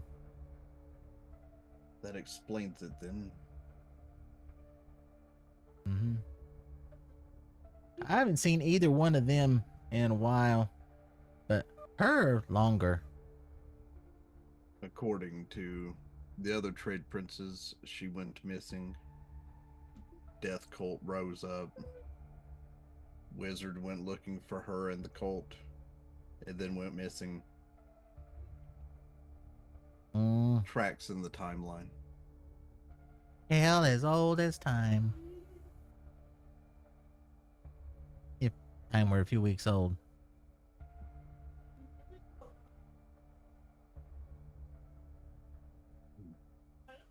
This is going to get worse. Hey, you've got me. I can help you out up here. I just ain't going in there. We may need some help. Well, if something were to happen and you could let me know, I could go and get help. You said you know the trade princes, right? We do. Well, see, I could just go flying that way and go, trade princes, help! We also know the mages in the tower. Oh, I've never been in the town. Is there a tower? Now I want to go. And apparently all of them use their own little, and Meridius is trying to think of the best way to describe it. They all have their own individual rooms used or created by magic. yeah, that's easy. I cannot do it. Well, yeah, you wear armor and a sword. Not too many people with armor and a sword can make, pocket dimensions. Them's This the is breaks, kid. But yes, before you depart to do whatever you've been doing for the last few weeks, I would appreciate you to make it look like you came up here, ate them, and then left with tracks. You got it. Lieutenant Whimsy Sparklepuff the Third reporting for duty.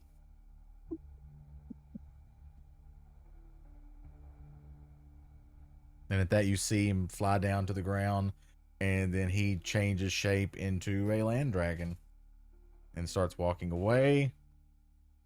And then he turns around and walks forward a different way. And then he changes back. Does that work? As long as they know what a land dragon's footprints look like, it should be fine. If they don't, yeah. They'll just have to understand that something bigger than what they were able to combat took them. Oh, no, this part of the world? No, it's fine. They know what a land dragon is. It's fine. It's fine. Fine. Is there a way for me to contact you if there's a problem and you are needed? You'll have to contact me from out here, but if you just say my name, if I'm anywhere at all close, I should hear it. Understood. Wait, what's... Oh, crap, your boss is coming. See ya! And then he... So, hearing that, Meridia starts to kind of jog around to the front. That way it looks like I'm in a hurry. All right. So you come around the corner and run into Dagon. Meridius, what's going on? Problems. I know What do you I should mean not problems? have left my post, but something happened back here. And he starts to walk towards where the two were standing watch. Okay, so you lead Dagon back there, and he goes back and he sees the leg laying there. And what did this? I do not know. And he points at the feet. I heard a commotion, and I hesitated to leave my post because I was the only one up here. Okay. And as I got back here, this is what remained.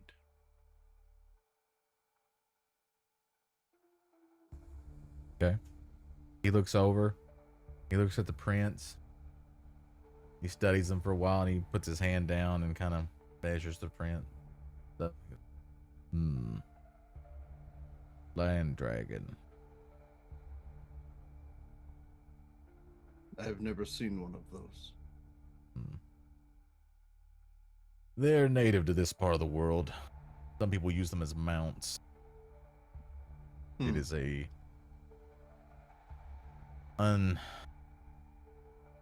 inconvenient part of being in this part of Cholt. Is that maybe what took the two that you lost when we arrived? Possibly. I don't remember there being any prints, but there were enough people there that the prints could have been walked over. I don't know. Anyway, it's clear that's what happened here.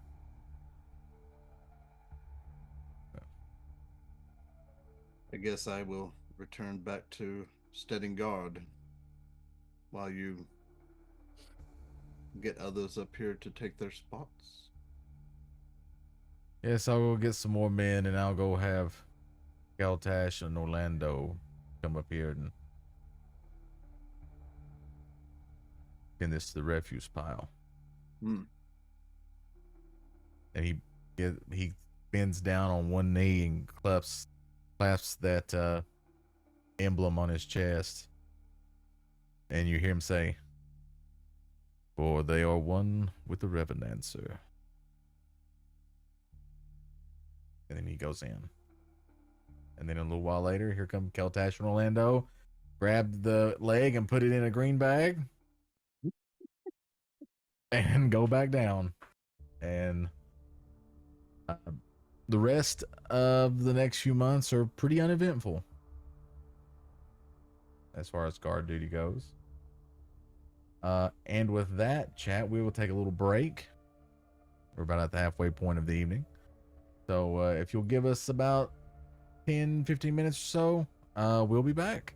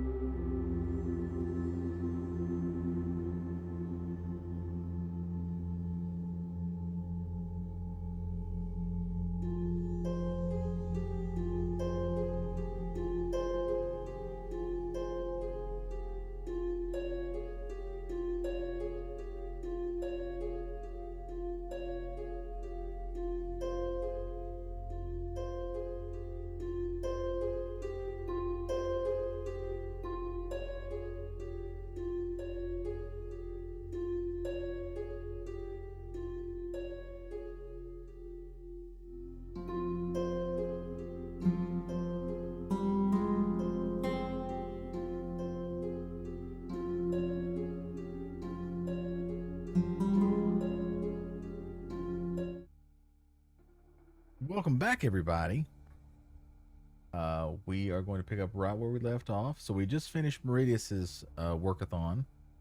So last but not least, we have Trix. So Trix, you're there the morning in the recruit's bedroom. Meridius has already gone to do his guard duty for that first day. Thorn and Orlando are gone to do their custodial duty. I mean, well, Keltash and Orlando are going to do custodial duty. Thorn, Poofy, you're going to work in the kitchen. Lyra comes back. Hello, Trix. Trixie. They think her name's Trixie. Oh, Trixie. I say, hey, Trixie. Hi. Good morning. And she's Hey. been very jumpy since everybody woke up. Hey, are you okay? Yeah. I get it. You're nervous about your new job. Not too much coffee with breakfast. Oh. I can see that. That sometimes happens. That's what it is. That sometimes happens. Okay, so today, let's see, you're going to be starting in the library. Ooh, very nice. This time will go better. All right. Nothing. Oh, okay. All right. So, you'll be working in the library. There's another recruit that'll be in there. They've already been working there for a little while. So, just fall in, and I'm sure everything will be wonderful. Huh? All right. So she guides you through the meandering hallways and stuff, and finally you arrive. The at entire the time, library. Trix is looking over her shoulder. Mm-hmm. So, and the library is basically just a large rectangle, kind of stretched out, right? So it's not very wide, but it's wide enough, but it's extremely long.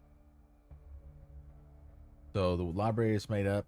As you enter the library, there are tables in the middle of the room, going long ways. And then on each side of the tables are shelves of books. And then there's a doorway. On the other side of the doorway is the librarian's chambers. And then there's another doorway not really talked about. So as you enter and Lyra drops you off, by that at all. the other person is already there working in the room. They're putting up books and everything. All right, Trixie, any questions? Yeah, what am I doing? You'll need to talk to the other person that works in the room for that. I don't really know a lot about the library other than I come in here to usually grab a book and it makes me sleepy and I go to bed. That's what I do. Why'd you ask if I had any questions if you weren't able to answer my question, though? Habit. Right. Okay. Thanks. All right. No problem. See ya. Bye. I don't know your name, but bye. You know Alira. Oh, it was Lyra who said that. I thought it was Yeah. somebody else in there. Sorry. No. The other recruit is already working. They're putting up books and things like that.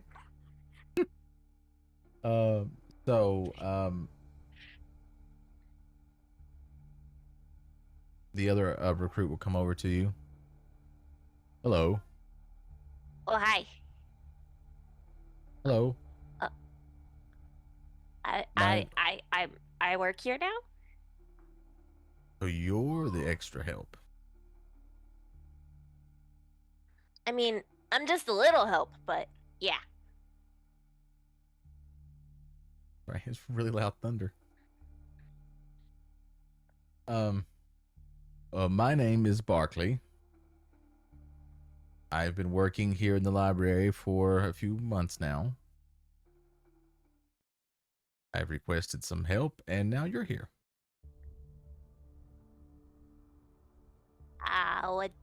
What exactly did you have in mind? I can do couple things.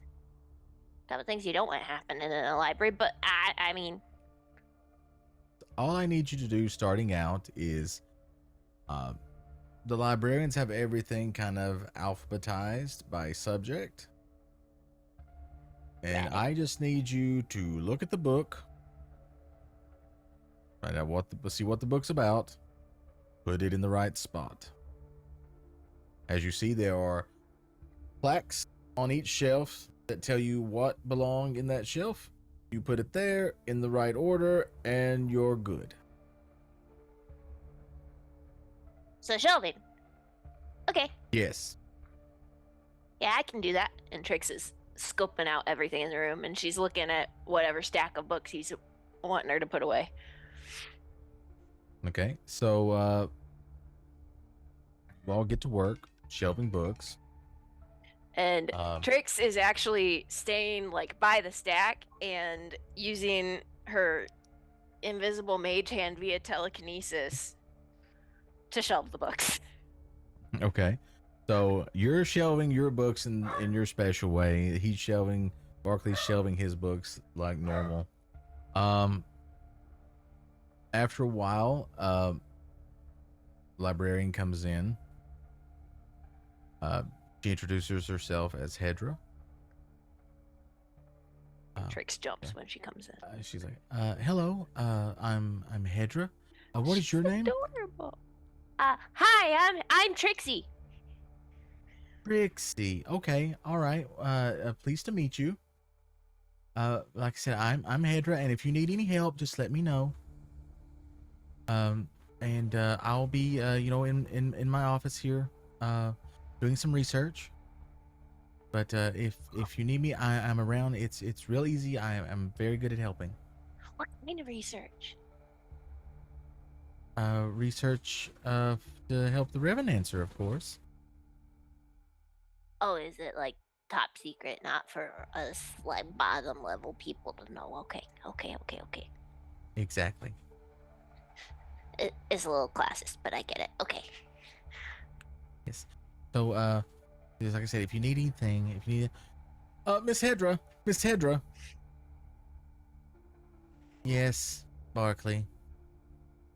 Yes, I had these two scriptures here, and I'm not sure where they go. Is there any way that you can help me with that? Yes, Barkley. I can help you. So Hedra goes over, and What? Can you not read Abyssal?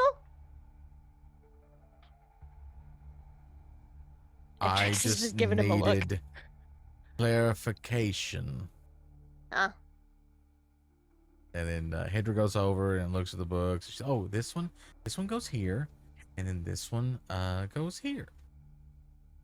Oh, thank you. I thought so. I just wanted to make sure I didn't want to, damage anything or put something in the wrong place. It's okay, Barkley. It's just books. Trix is gonna mutter quietly to where Craig is hiding under a robe. What a kiss ass. So with that, Hedra goes back into her little office there. You guys continue shelving books. A couple days pass, and Trix, you notice that this seems to be a common occurrence. Barkley seems to be asking for Hedra's help a lot. Pretty much anytime she darts out the door. Does it seem like when Desmond tries to help a girl? To Trix? Now what? Tell me that Does again. it seem like Desmond vibes, like when Desmond's trying to like get in with the girl where he's like offering help and like doing stuff? Does it seem like a move? Trix is very oblivious, but she's seen a little bit of it. If you're not very experienced with it, but you think that this could be that the recruit is trying to woo the attention of Hedra.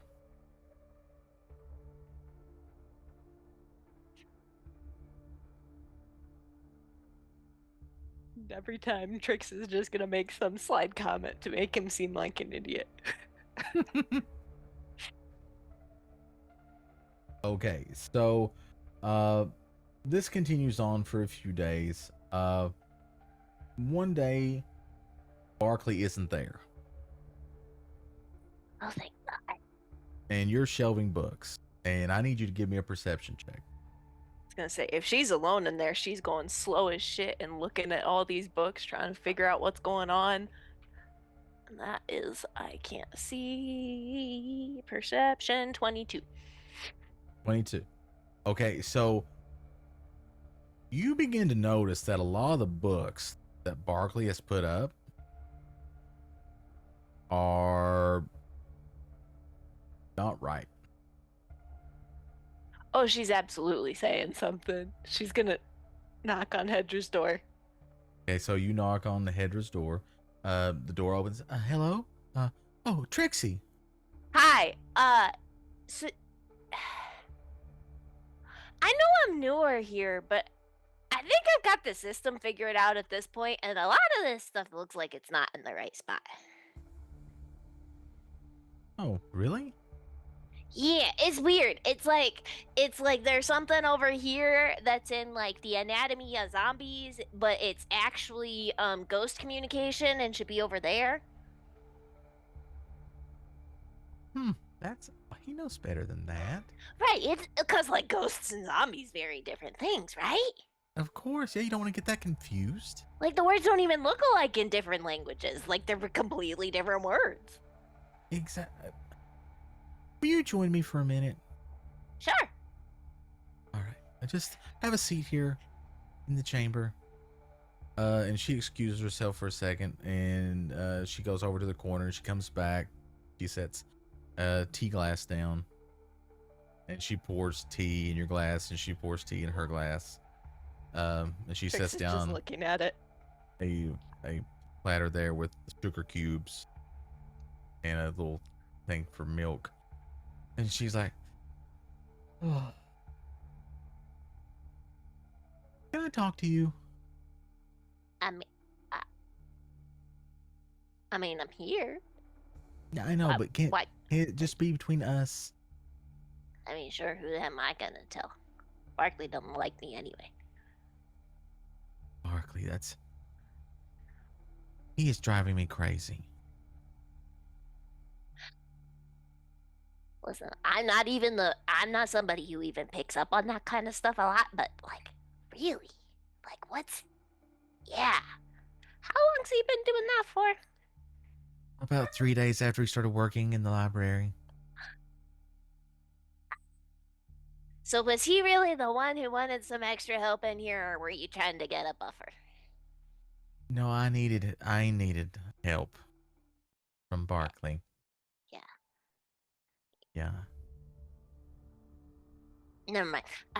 Yeah. He's interesting.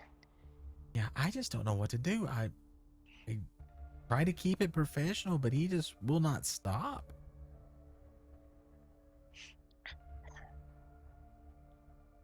I don't know how helpful I can be with this because most of my solutions involve fire. No, I don't want to. Yeah. I don't want to burn him to death. No, that doesn't work well in libraries. And Trix looks very serious as she says it. I'm afraid that it would damage the books. I mean, although it would hurt him to the Revenancer, so maybe I could justify it. Right. Yeah. I mean, yeah. I don't know. Maybe I should talk to Lornis about it. Who? Oh, Lornis. He's the head librarian. Wait. You're telling me I've worked here as long as I haven't, and there's another librarian somewhere? What? Uh-huh. Yeah. What? No, you're lying. No, Lornis Duskwright. He's the head librarian, and he mostly... See that door over there? The secret one we don't talk about? Uh-huh. He stays in there. Oh. Do you know what he does in there? He does super secret research. Does he ever come? Does he like come out to eat, or is there like a kitchen in there? Do they deliver meals to him? Like, no one's allowed to eat or drink in there. He comes out from time to time. He likes to come out at night sometimes and visit people. Visit who? I'm not going to say. Okay. Okay. So this is what I heard, and don't say. But I heard that the maidens. Yeah, aren't they the ones that are supposed to be super innocent and sweet and like? Mm-hmm. What's he do with them? Makes them less innocent and sweet. Trix just stares at her a minute. If you understand what I'm saying. Oh, right. He punches their library cards.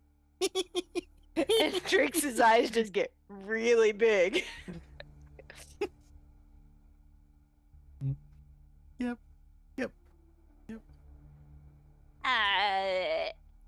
Is that legal here? What I've been, that's the rumors. I'm just saying.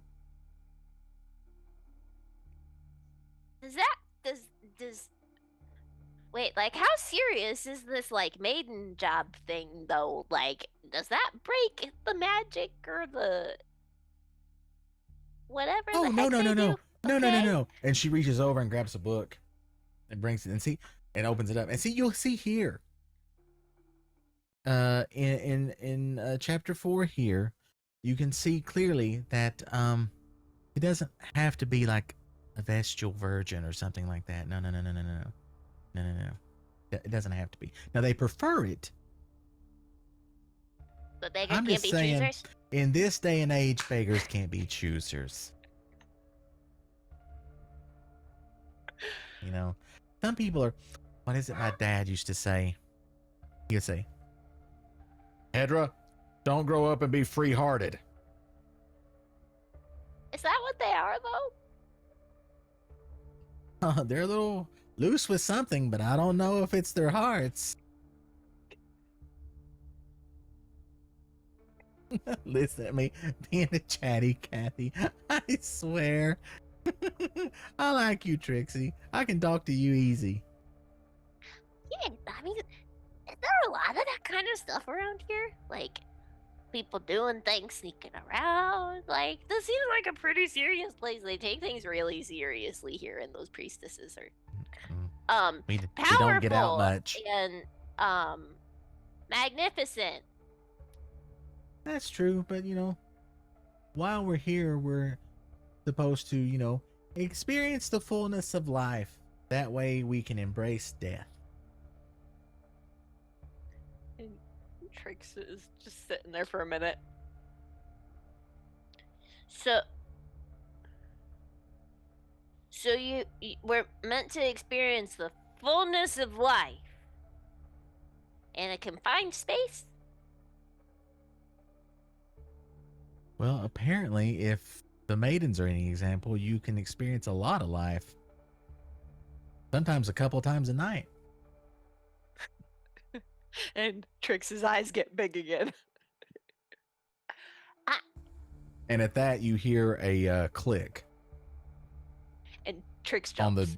on the door to the forbidden chamber, and out walks this kind of tall figure in a grayish black robe, and you can see from the robe is this long flowing black hair.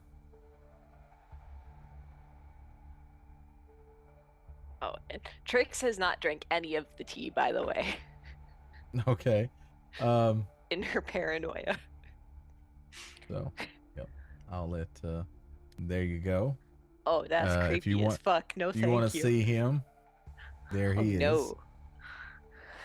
And since he came out of that room Trix, you have deduced that this is Lornus Duskwright himself, head librarian for the cult of the Revenancer.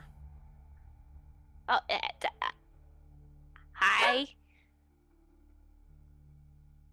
Hello. Who might you be?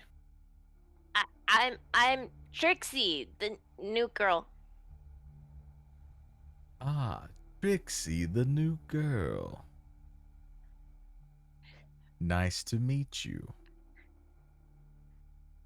Nice to My meet you name too. is Duskwright, Lornus Duskwright, and I am the head librarian for the Revenancer. Nice to meet you. Hi.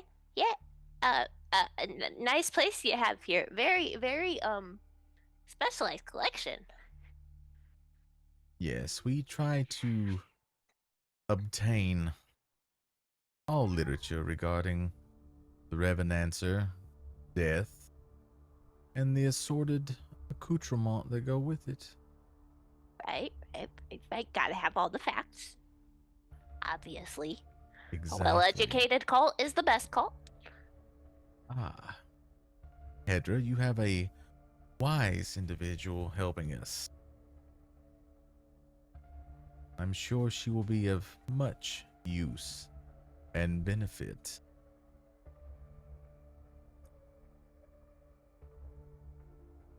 Trix is just smiling very awkwardly. I apologize. Am I disturbing you ladies? Oh, we were just having a conversation about one of the workers in the library. Barkley, I think his name is, correct? Yep, that's him, Barkley. Do we need to send him to the refuse room? No, I don't think it's that serious. I think he can be made to do what he needs to do. Don't you think so, Trix? And you can see, Trix, that in her eyes, she is concerned once he mentioned sending Barkley to the refuse room. Yeah, no, I mean, there are ways to tear him down mentally, emotionally, and things like that. I don't know that we need to go that route yet. Okay. Well, very well. I can let it go this time. Just if he becomes a bother, Hedra, we can always find another. Oh, I know, Lornus. It's fine. It's no big deal. I'll handle it myself. You have important studies. Yes, I do. And he goes back and he shuts the door to the room. And he takes a key from his pocket, and you hear the click of the lock. I will be gone for some time. Won't be back until late this evening. Please go about your duties as normal. And Trixie, was it? Yeah, Trixie, hi. And he grabs your arm, and he grabs your hand and brings it up. It's very nice meeting you. And he kisses it and then bows and walks away.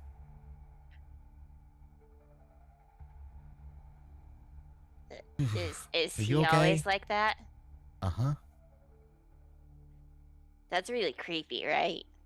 Uh-huh. Yeah, but you dare not cross him. Oh no, he's scary as shit. Yeah, he will end you 100%. Has he done it before here? I'm the third assistant librarian in 6 months. Did you volunteer for this job? No one else would take it. So you kind of just got. Yeah, they say there's 2 places you don't want to go here. One is in the refuse room, and the other is here. And Trix's face is just, oh shit, as she hears that. How about we go and fix the books? What did I sign up for? As Trix says it to herself as she goes back to looking to doing the books. Yep. So, as you go back to the library, you all are fixing books and stuff. Trix, give me a. I'll let you give me a perception or an investigation. Okay, that is absolutely going to be investigation.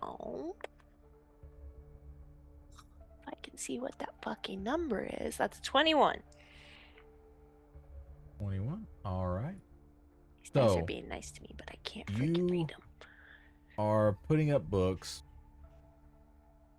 in the library, and as you put up one book, you notice that there's a book behind the books on one shelf. She's gonna check and see if Hedra's paying attention to her at all. Hedra, as you look around, Hedra is on the other side of the library, shelving books, going, Barkley, why don't he just do his job instead of just flirting with me all the freaking time? Trix is going to sneak the book out and try to get it into her bag so she can look at it later. Okay, so you're gonna look at it later? Yeah. Okay. All right, that's fine.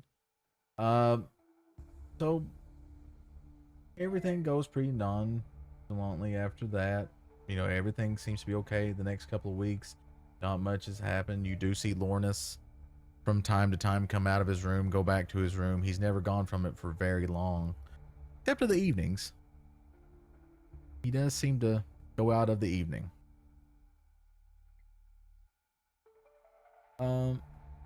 One day you're there.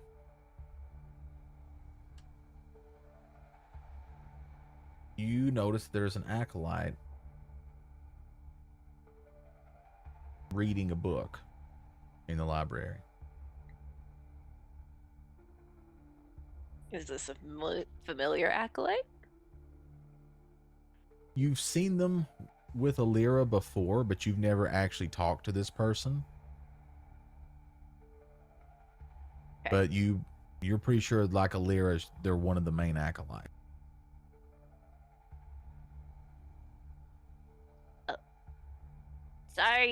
Sorry if I disturbed you.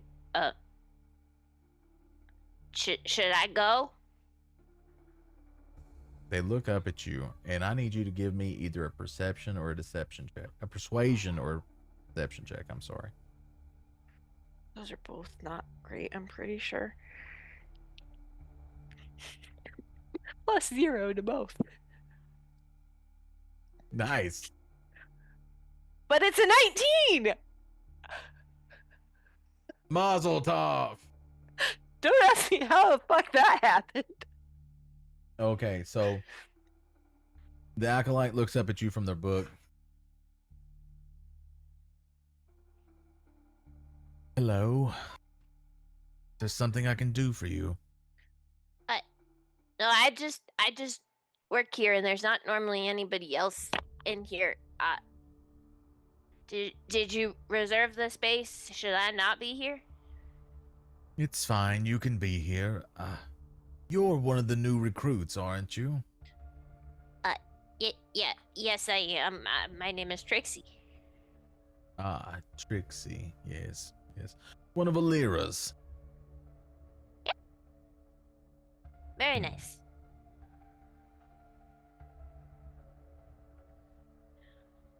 Kind of sad, Trixie.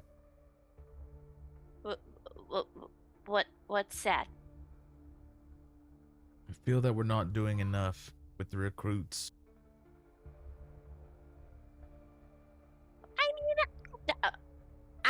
learning a lot here. Just kind of flipping through some of these books to figure out where to shove them. Like, there's a whole lot of stuff in here. Different rituals and things I've never even heard of. Yes, before. yes, It's yes. very- Everybody's doing their job. Yes, the floors are clean. The shitters are not clogged. It's great. Oh yeah, I know the guy doing that. He's really great. But no, everybody's doing a job, but they're all working. They're not getting closer to the Revenancer. Right? What kind of closer are you thinking there? No, the Revenancer helps you lead a full life. It prepares you to be with her in death. It needs to be closest. You need to feel more a part of the Revenant. The Revenancer is working through you, working with you. And in Trix's mind, she's just saying to herself, "Oh, so you crazy. So, what about torture? Sure. Yes. What if we instituted, let's say we take the bottom 10% of the recruiting class, right? The least performing 10% of that recruiting class, and then we torture them in front of the others. Well, wouldn't you rather that the people here serve the Revenancer out of love rather than fear? Well, no, I mean, they will. The fear is a gateway to love. Is it though? Then eventually they will love to fear the Revenancer. I don't think it works like that. No, you're not putting it together. See, the torture though, we would torture the least performing ones. That way, the most performing ones will want to do more for the Revenancer.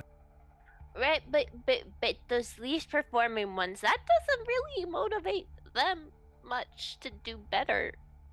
Well, no, they would die probably from the torture, but the remaining 90% would be more productive. Right, but wouldn't you want a method that you can go to your bosses and be like, yeah, we had 100% retainment of our newest recruits. They all made it. But what the other 90% would do the work of the 10% that we lost, and then that bottom 10% would be sent to the Revenancer. So you're saying you want to overwork the people who do better? That's the reward, more work? Well, I mean, eventually the bottom 10% would be replaced by a new class, and then that bottom 10% would then be tortured, It's a constant motion. Well, I mean, maybe I'm biased because of work here, but wouldn't, teaching them things be more... Well, I mean, they would still have the noble work and things like that, but the thing is, they would know that if they are not giving themselves fully to the Revenancer, they will be tortured. Right, but the temple services are great. Like, they're very, very zen, very, everybody's getting connected to the vibes and everything, but some of these recruits, they don't even know the full story of the Revenancer and how she came to be and everything like that, and you really can't appreciate something if you don't know it, right? I think that might be more effective than going straight to torture there. No, I think the torture is definitely the way to go. Sometimes at night, I've heard screams. If you're near the bathrooms, and if you're near the refuse room, you can hear screams. I bet the priestesses have a secret torture room that they're not sharing with. And I bet they're torturing people at night to get them closer to the Revenants. Do they really have? Yes. I have figured it out. See, I know I will bring it to their attention, and they will reward me, and I shall be close to the Revenancer. Do you happen to have a rank? Is there an official ranking list of where the recruits all fall on the system? My exact title is Senior Acolyte of Death. Right, but like this whole like top 90% versus the bottom 10%, is there like an official list somewhere? You know, just for curiosity's sake. I won't tell anybody, I swear. We don't have the list now because we've not implemented the torture, but once the torture is implemented, I would then be responsible for creating that list. Me and so the there'd other be like a acolytes. rubric where everybody gets scored on certain criteria and things like that, Yes, right? yes. How they respond during services in the clergy room, you know, how they're doing their job, how well they're interacting with the other recruits and the acolytes, you know, what the thoughts of the priestesses are, and then we take that, we calculate it, and the bottom 10 performing get tortured to death in front of all the others. So is this like a survey you'll hand out? Is this observation based? It'll be observation, but I've got to go. And he slams the book. I've got to go. I've got to get this all down on paper. I've got to go. Oh no. And then he leaves the room. Oh, this is bad. This is very bad. Okay, so he was saying that his rubric, though, would include enthusiasm during temple services, Yep. doing their duties, getting along with the other cult members, opinions of the priestesses. Okay.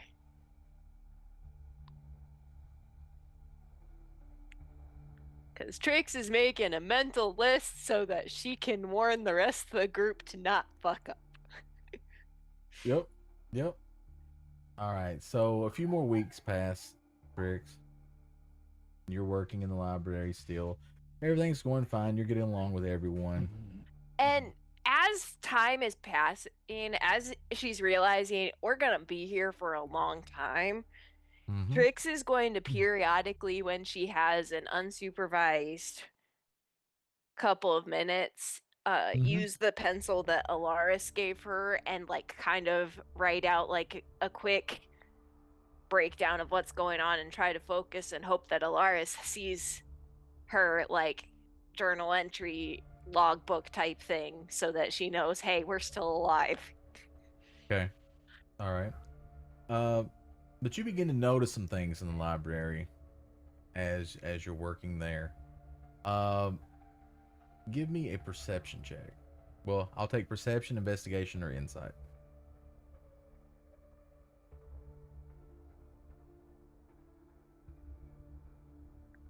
$11? 11? Okay. 20. All right. So, you notice there's a lot of murals in the librarian's chambers and in the library itself. And there's this huge murals, and on one of them in the librarian's chambers, you see a mural with some knights kneeling. Can't really make out the rest, but there's knights kneeling at something on the mural. You also make a note to let Keltash and Orlando know that they need to dust. Absolutely. Yep.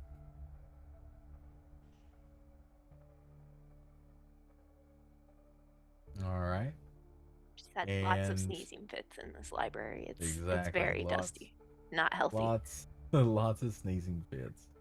Like the recruits unionized for a reason. We need better working conditions. All right. And then Trix, this goes on for months.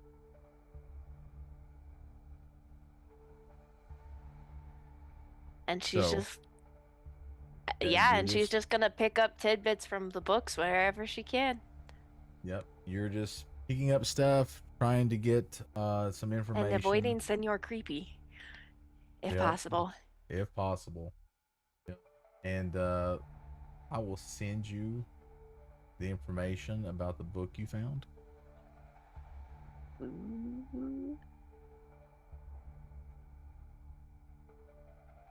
So we're going to skip ahead this is about the 6-month mark that you guys have been in the cult.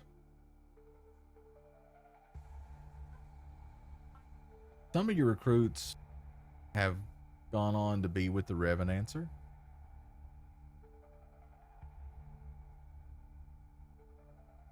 Is Barkley dead? Barkley has not been seen in about 2 weeks. I was just Oh, gonna he ask. dead. Can I bother Trix to try and fix the mug before we jump ahead? Could Oh, I she have totally at Yeah. some point in time have bothered Trix to fix the mug and given it to him nice and fixed? Yep, that is fine. If you want to go ahead, you and Trix have at it. So I know. She jumps as soon as you talk to her. My bad. I'm friendly. Hi. Hey, hi. It's me, Thorn. Yeah. Yeah. Not one of the priestesses, thank you. Should we be what's up? worried about the priestess? Why was that your first thought? I told you all of this already.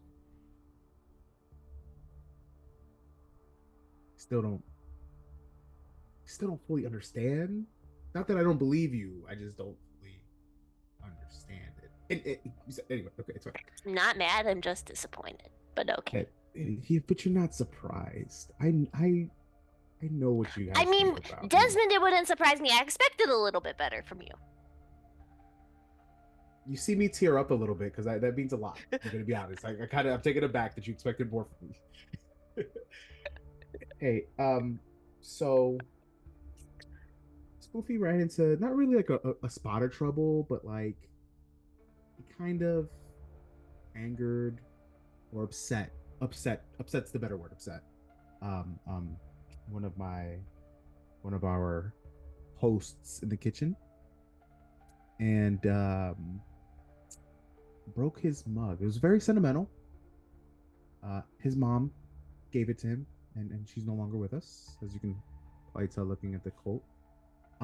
But I know that you have a mind for fixing things and tinkering and improving and making cool shit even more awesome. Do you think you can fix this? And I just give her all of the shards that I was able to grab off the floor. It was a mug. It means a lot. You think you can fix that for me so we can? She's gonna look at it and then look at him and go, "What? Like it's hard?" I mean, I don't know how to do it. So you know. All right. Yeah, she's gonna sit down on the bed and she's gonna just kind of. She's gonna look like she's kind of just fucking with it for 60 seconds, but she's gonna cast Bendy and then fix the mug the best she can and hope that he brought all the pieces.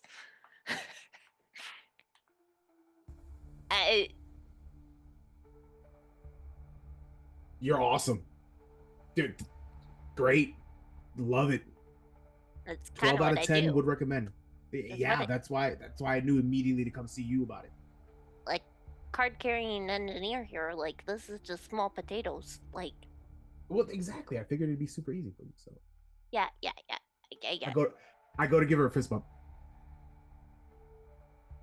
Very small fairy fist. Let's go. All right, cool. Thank you for giving me that moment. Holy shit, Clan.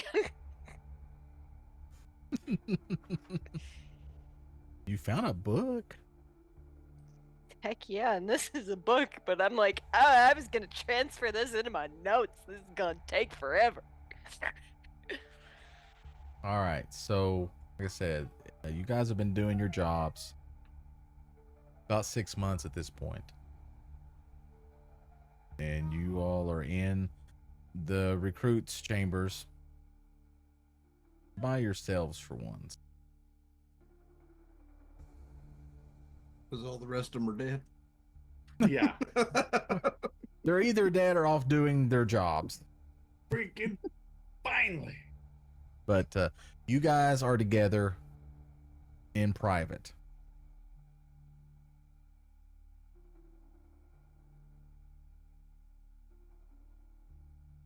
Well, I throw away dead bodies.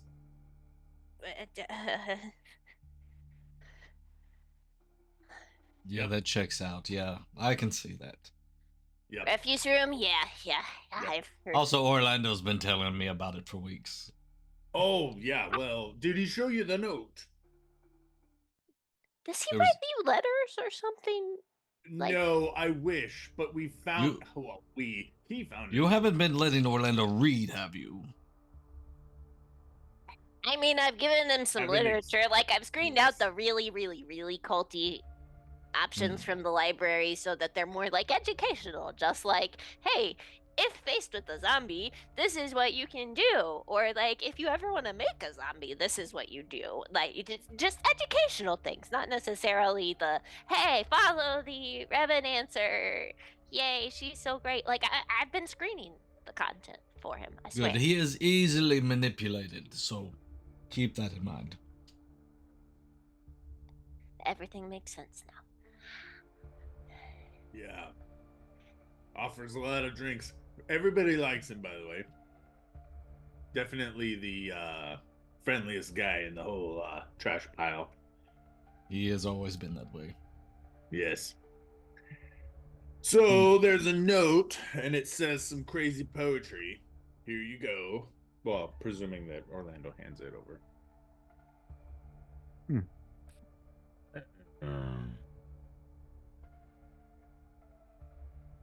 Orlando, thank you. Trix is taking a look at it.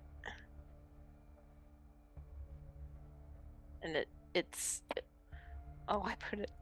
It's been a few hours and I already forgot that I put note in the bag of cultist con carne. The con carne, gross. Cultist con carne. The stars are dimmed and the storm has calmed. The lantern is extinguished and the way is clear, awaiting the flame to guide the vessel to its resting place.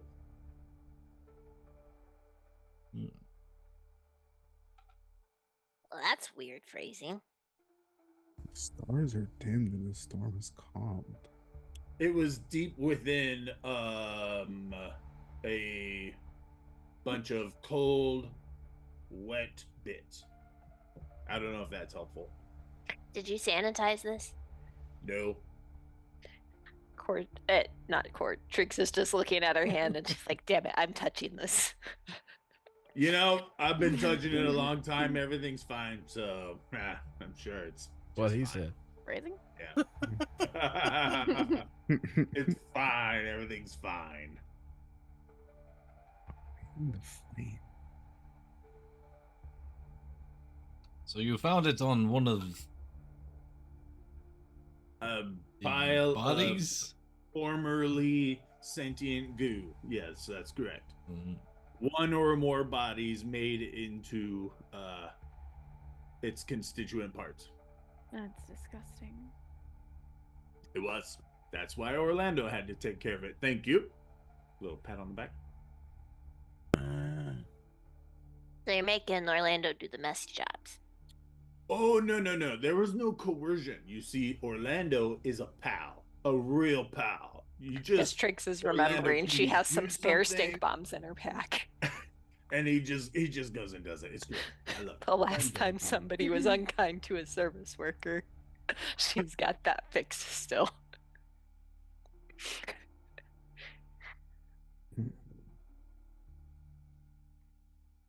Yeah, I ask him all the time, Orlando, is there anything I can do for you? And all he does is say, right, Orlando? Yeah. Hey, literally the first part of what you sent me, Clan, I'm like, wait a minute, I need to actually read this because it seems relevant to the conversation at hand.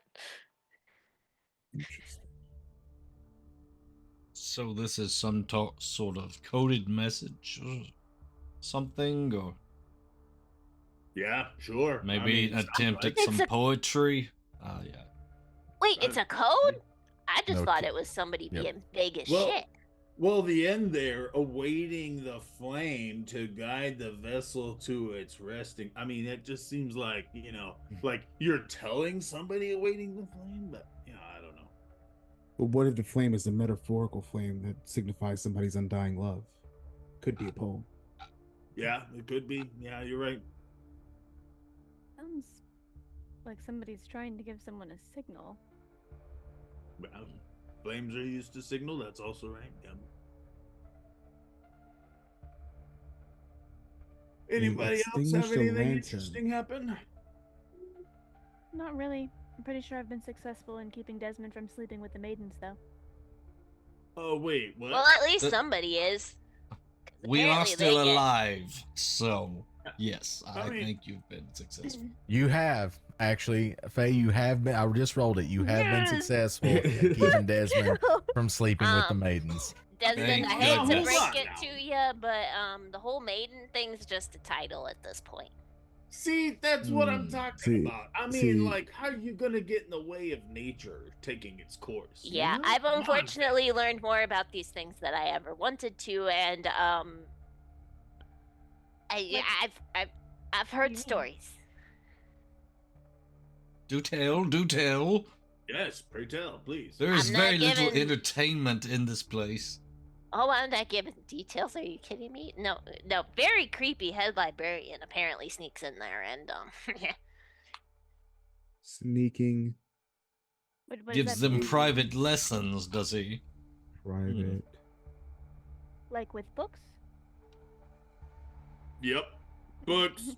Trix is gonna look at her Absolutely and books. she's like, Man, I miss those days. Okay, just damn it, I just can't even right now. Books, for crying out loud. Bay. Desmond, buddy, I'm sorry you have not gotten any, but apparently the shopkeeper has from the priestess. Hmm. Oh! You mean, oh, I get it. Ah, Yeah. okay. So, Marley, And I'm not the only one who does that. Marley, Trix, you remember my friend Marley, the one that you fixed the mug for, right? Oh yeah, was it okay? There weren't any like holes left in it. I wasn't sure if you gave me all the pieces, so I had to do my best. DM, was it good? Was what good? was the mug The fully mug- was the repaired? mug fully The repaired? mug? Let's see. Mm. Let's see. He goes, was what good? Sir. He's got I that just DM wanted to- brain. We just He's- established that no one in the party got laid, so Automatically. Was Listen. one good? People like to add their own stories, and I'm all about it. So I got to make sure that I'm rolling the right things here. But can I just say, I felt that deep in my soul. what did Desmond meet that tiefling before she probably randomly ended up in the pile of bodies? Mug was good. Awesome. Yes, so Marley was thrilled. He mentioned something about owing me a favor, so we'll keep that in the back of our head moving forward, just in case, just in case. But Wouldn't But he no. owe me the favor? well, yes, I didn't tell him who fixed it, but yes, I said it was fixed. So I get to pick. You get to pick the favor. I have the favor because Marley and I we hit it off. He's actually a really pretty good cook, but I impressed him with some. It doesn't matter. Anyway, I have the favor, but it's yours to pick. I'm gonna get. You can have that. That's fine. Trix is That's- gonna hold her hand out to shake on it. I give her the turtle. Fist bump her open palm. I don't know how to shake hands. Leave it alone. Jim bro, remember? Jim bro. We're doing that. Anyway, wait. Here's the best part. So the shopkeeper,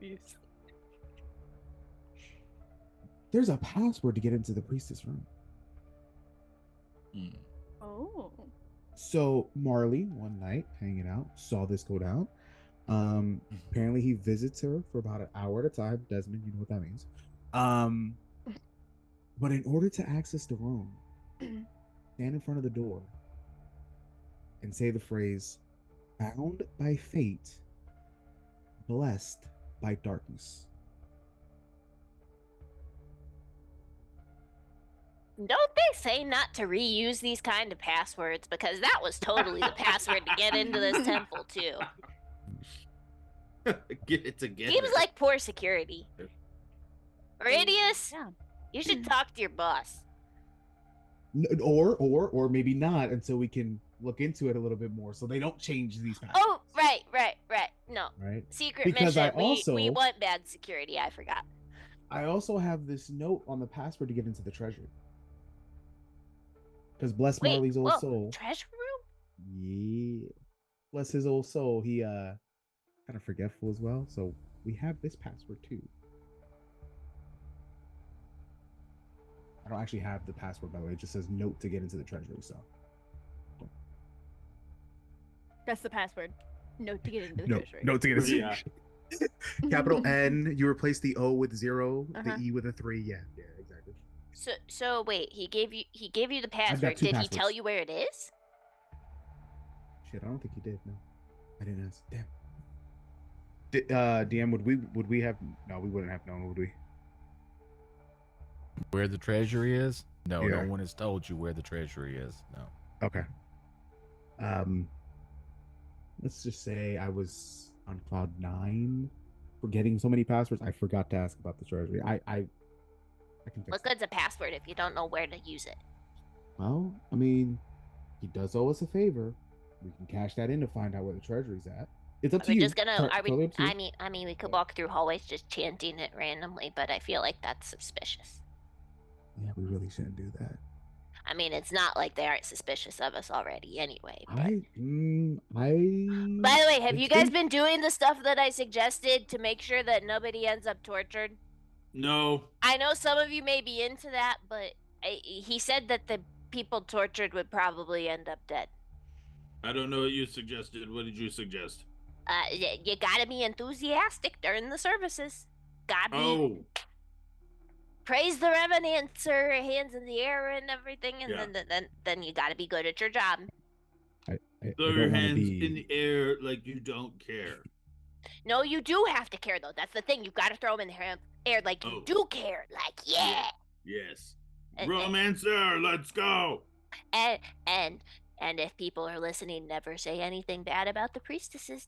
Nope. The priestesses are the best things ever, even though they're kind of scary, and they definitely are going to be the reason I die someday. But yeah, you got to be nice about the priestesses. And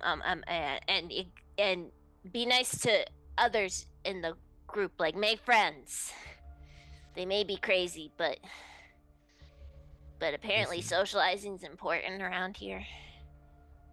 I get your trepidation, and I look around the room. It's been a few months. We're still standing, and a lot of people, let's just say, are no longer with us. Right. I But think we've earned some trust. See, you say that, but none of you fucking remember. Me? What did I forget? How many times do I have to remind all of you of this shit? Like, is it like on a short-term deletion loop? What is that? Scary priestess who runs this floor clapped her hands and 20 people slept for 3 days, including all of you. Faye just kind of like don't leans. remember it because it was all because Meridia started a fight. Faye leans towards Desmond and goes, "You have any more of that wine? She might need some." Oh yes, Seems Orlando really has tense. like half of a case in his bag, so Half of a case. He's got a whole like wine box, sacramental wine box. It's a bag of holy and just filled with bottles of alcohol. Yeah. 500 pounds of alcohol. It's a bag of whining. Guys, I finally can make out Marley's handwriting. Once we figure out where the treasury is, the code is in death, all doors open. I don't like that. I think it means we gotta be dead to go through the door. Yeah, what if you are skilled in lockpicking? Oh, I can do that actually. Okay, I understand their passwords are not very well password protected, or their doors aren't very well password protected. We're using everything, but yeah, these people pretty talk sure loud apparently.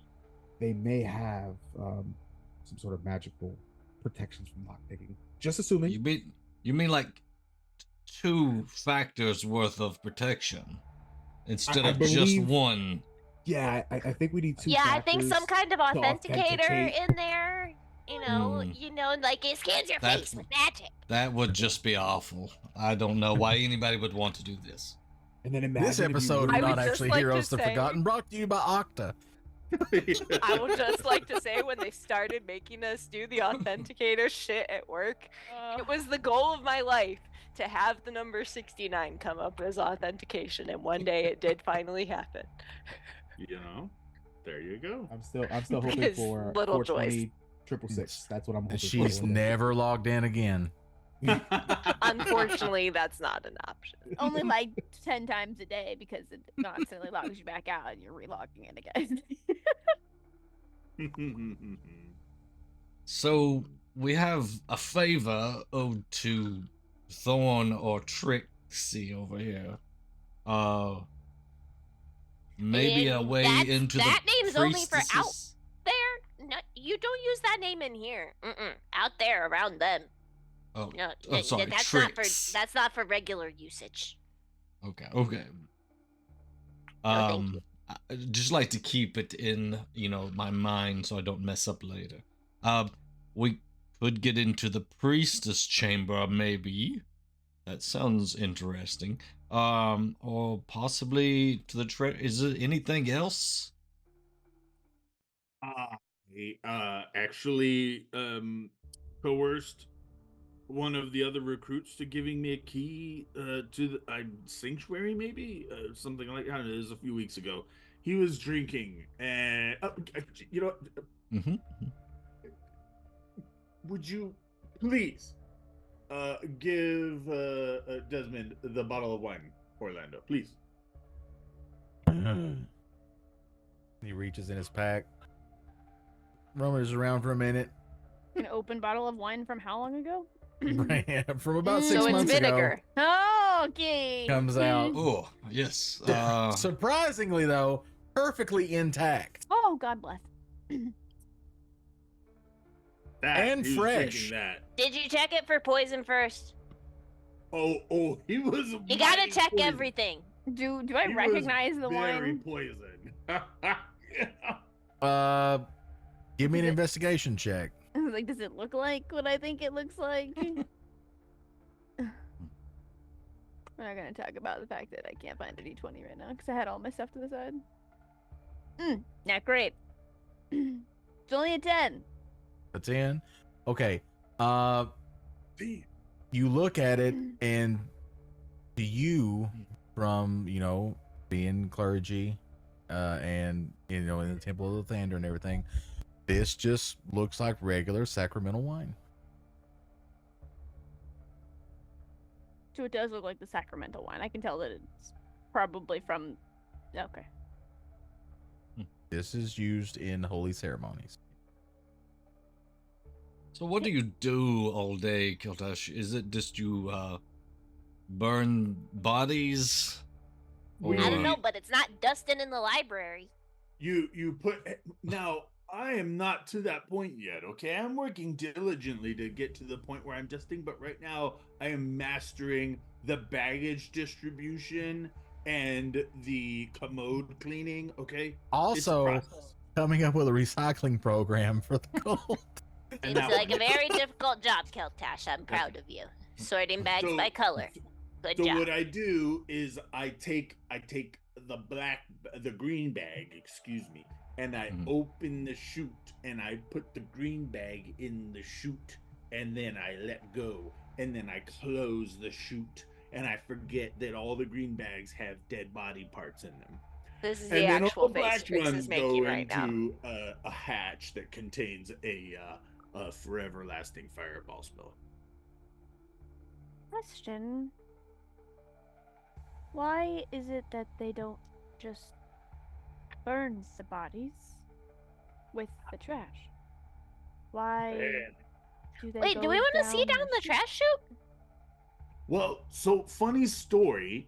I was told by old McDonald, who did not have a farm. had a farm? By the way, if you ever meet him, do not mention a farm.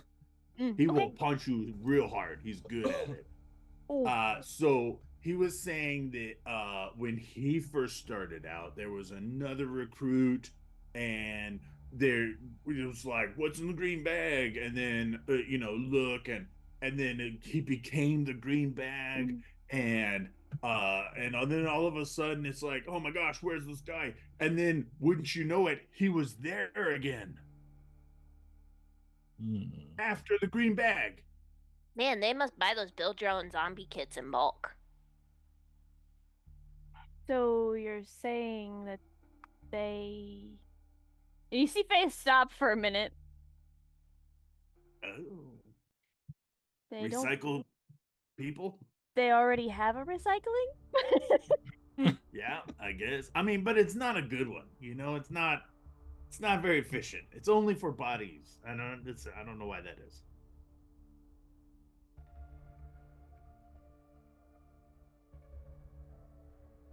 Trix, in the library, what have you found out in regards to things here? Have you found anything useful in terms of...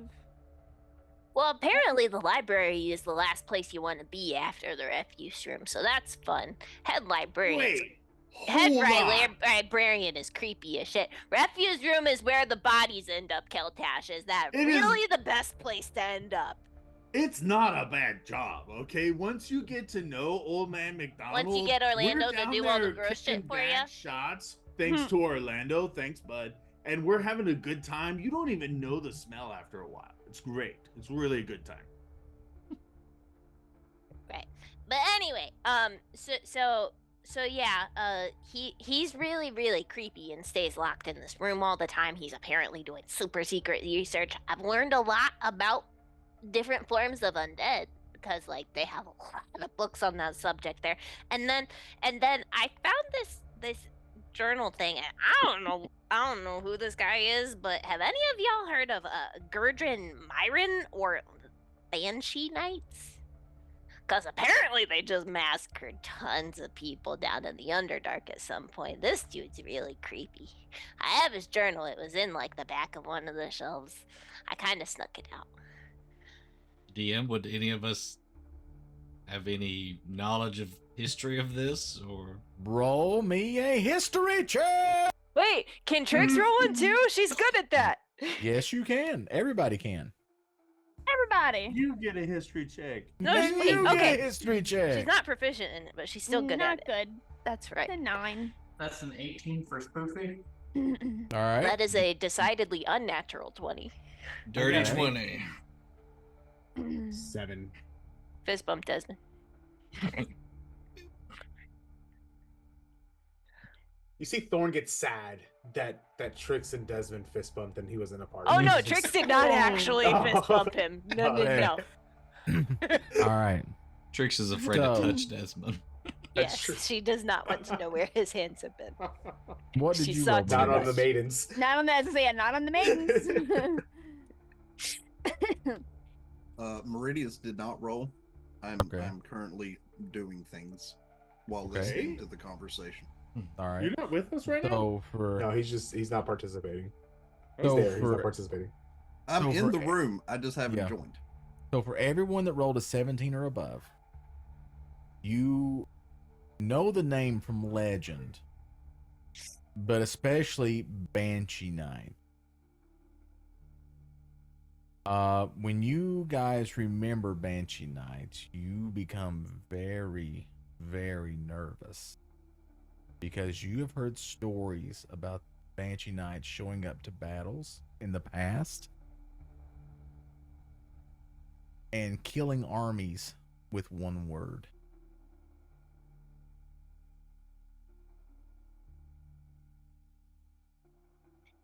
And you see Trix, it's like something, like a light switch flicks in her brain because she's read the journal before, but it just clicked for her. Oh fuck. Are you guys seeing now why I say that this is bad?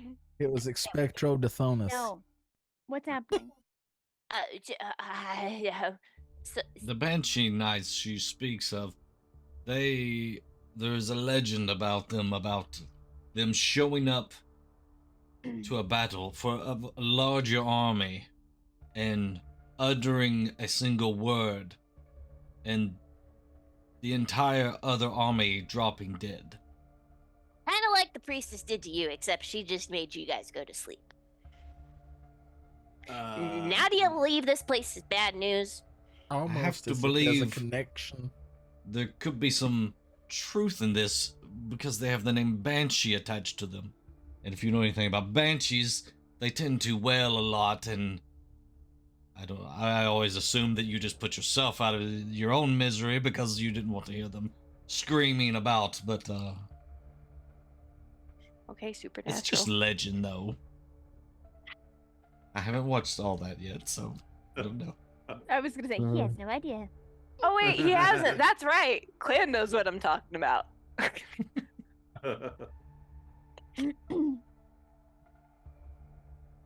What's the word?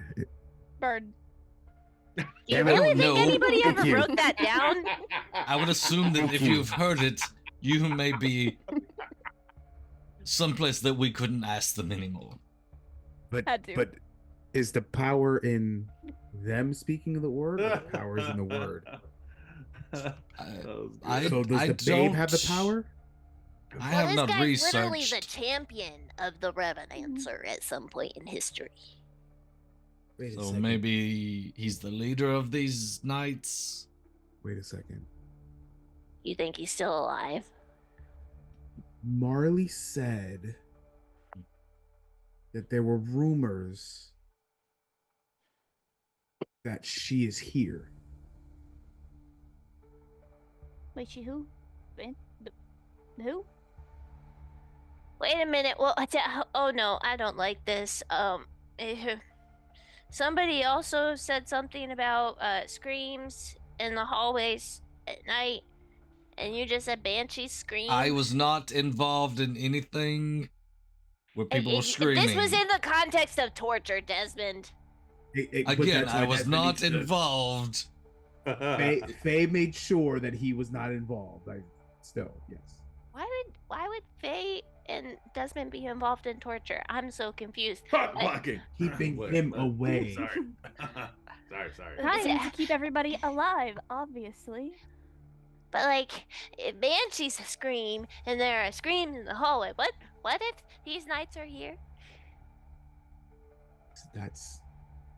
We're sure that they're banshee screams, or are they just the people sleeping with all the people that are here? Because there's a lot of sleeping happening, and I don't mean sleeping.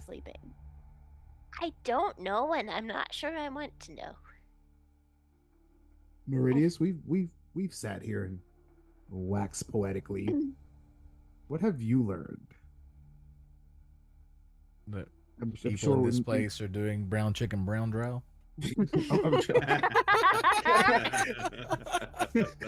Oh no! I'm sure in your role you're privy to some more private conversations. Yeah, how's the outside? They keep losing guards. Dang, you've been lucky then. Is that you? Are you doing that? Losing guards as in they're leaving their post, or they're being buddy Or like- outside? Oh. Is it our friend? At present, a land dragon is the suspect. Did we not send them back to where they came from, and now they're just eating people outside? No, it is So whimsy. put those things back where they came from, or so help me. It was Spoofy Puff. Sparkle Puff. He is watching this place very intently. That's the name of our new cereal. Spoofy Oh Puffs. my god. Spoofy Puffs. The marshmallows are butterflies. No, they're dragon scale cereal. They gave you breath weapon. Full circle. They turn your milk into sparkly goodness. Oh god. There's a lot of things that all of you are hearing as hearsay or rumors that you don't get to see or hear at night like I do. Trix is raising an eyebrow. and he takes a deep breath. The one from the library does, as they claim. The shopkeep also does, as you say. And apparently his raven can talk. Or it talked to me. And he kind of looks at Trix. You'll like this one the most. There's clearly explosives inside of this place. I mean, yeah, there are some in my bag, but are you saying there are more? The way the Raven described it, enough to bring this whole place down. Wait a second. You mean I don't even have to make my own when we decide we want to take this place out? I can just use theirs? Oh, that's so much more efficient. Also, I can freely use the elevator without saying anything. I mean, you gotta say something, because you gotta use the password to move it, don't you? Like, No. you can't just stand there silently. And he grabs the necklace. I'm pretty sure this is what is allowing it to happen. Up and down? Yes. What about below this level? I have not been allowed below this level yet. And the screams at night are real as well.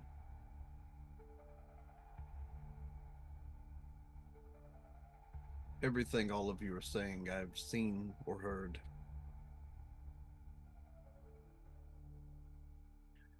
And being here makes me angry. I want to kill all the ones involved with this horrid, abominable place.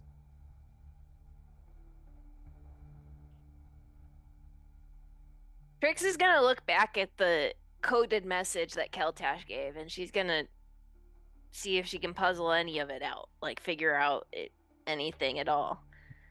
Oh, and by the way, I've also been sending regular updates, or at least trying to send them back to our buddy Alaris at the tower back in town. So she at least knows we're still alive. We didn't just,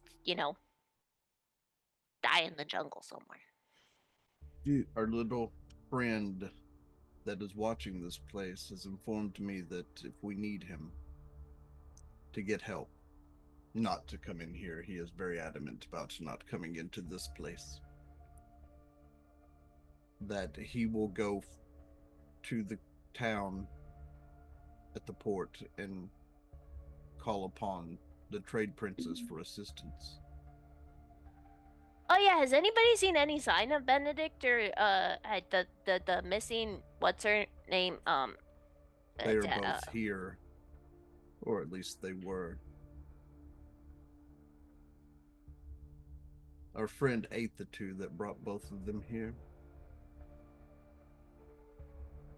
So they didn't come willingly? They were dragged here. Okay. And Trix is gonna look back at the coded message and see if anything sticks out to her. Do y'all think the flame in the message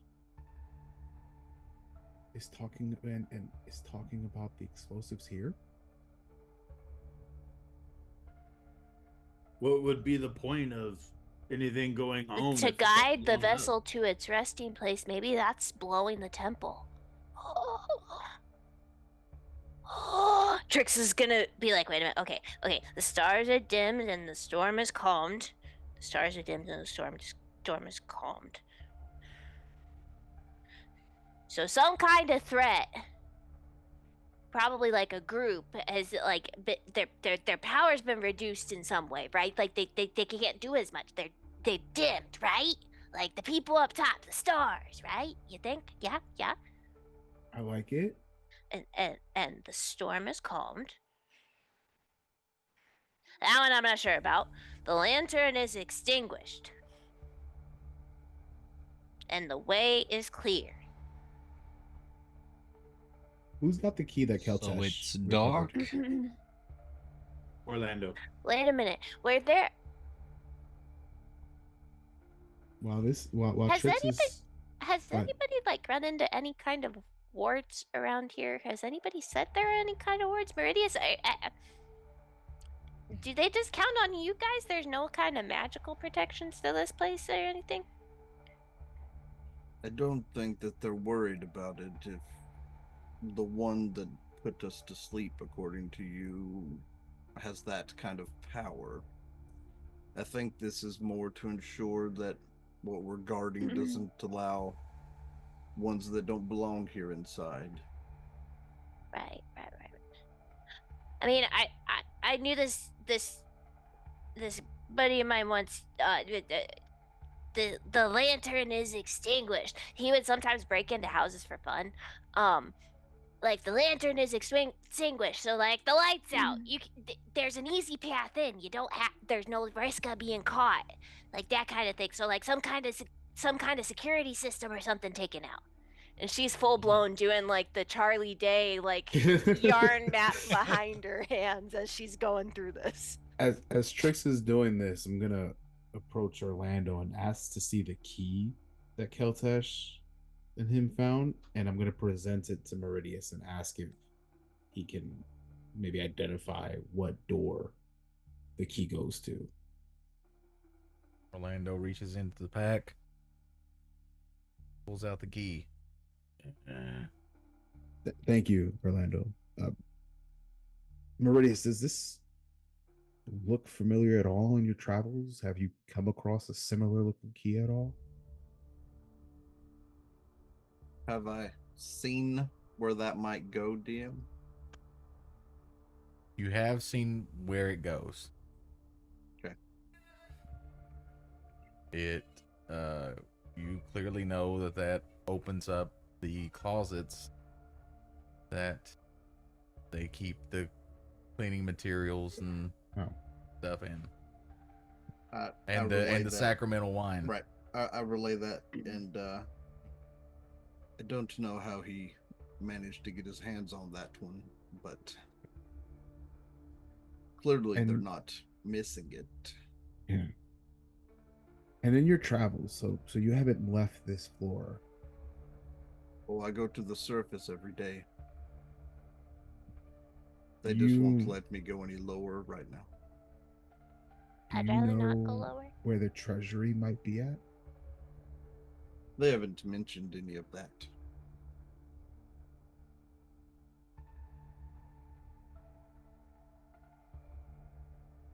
Well, level 3 is where you die, so. Is it where you die, or where they send you after you die? Could be a bit of both, honestly. That's where the priestess said we would all end up if we got out of line. That was what she said. She said that we were all gonna end up on level 3 and we were all gonna get. Do you think that's where the chute goes that Kiltash is I talking mean, I about? have It an goes- idea to get a Well, look down there, depending on how. If Keltash told us the whole story from McDonald, then we know that the chute would go there if the guy went to go get the green bags one time. I know he level 3. he abbreviated it though. There, he didn't say that it was. That's what I said. level If he told us it all, It's then- a Keltash story, so it could I go know. either way. I know. It's too bad no one's gonna ask me for clarification. We can't. We don't know anything about it. No!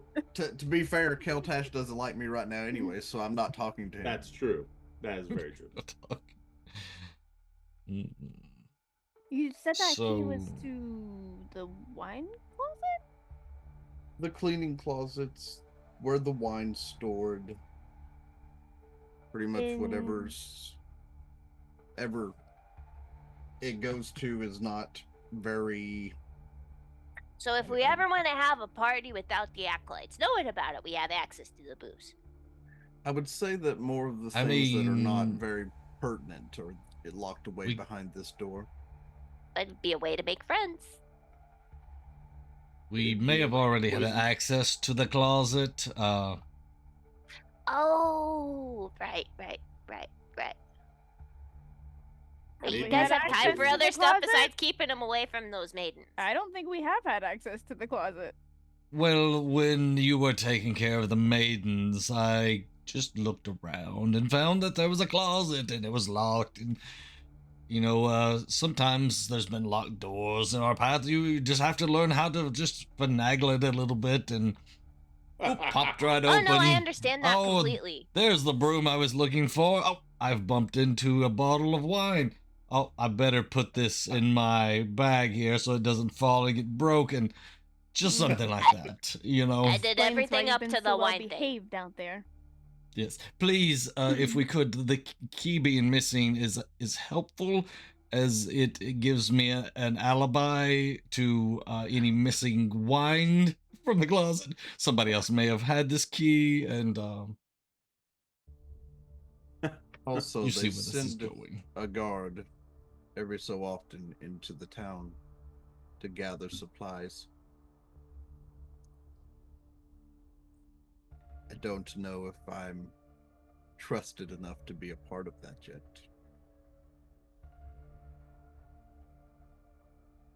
So what is our course of action then? We've been here a while. We want to try to find other things on this floor, or... You said the shopkeeper might have explosives? According to his bird, and then Meridia sets and pulls out his notebook and opens it up. And they're like secret explosives, like they're not like sanctioned by the people up top. All I know is the bird told me, and he opens up his notebook and looks and he goes, boom boom in the darkened tomb. For stone and bone it makes a room. Shatter, scatter, the dust will rise. Mark the end of prying eyes. That sounds like they're letting something out, and I don't like that. Hide the vessel, prying eyes. Never mind. I was gonna say if he's got the boom booms, then maybe he's a friend and he's trying to take this place out too. But the first part of my duty has a lot to do with boom booms, and I meant both as a pun. So maybe I could do a little more here. Do more of your duty. Are you gonna offer to wipe somebody's butt? I offered. Most people don't take up on that. There was one guy that was like, and I was like, maybe not. Have you seen the graffiti in those bathrooms, by the way? Why do you guys not take that out? Some of that's real bad. I put it up. Why would I want to take it down? And Trix just looks so confused. Like, Yeah, that tracks. All right. I gotta see how much I can influence people here. I mean, there's no time that someone is more influenceable than when you're taking a dump. Wait, did you do the titty pictures? I don't remember that one. That must have been Orlando. Those were nice, Orlando. Meridius.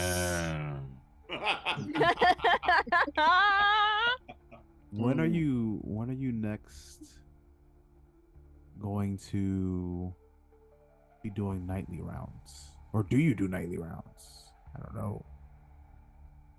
So, DM, have they put me on the rotation to where I'm doing both? Or are we just doing day shift? You do 3 day shifts and 2 night shifts. Okay. So when's my next night shift? Is it tonight? Could be. It just so happened. Pull up his work schedule there. Ironically. My It just so supervisor happens that it actually is tonight. Nice, because my supervisor doesn't tell me all these things.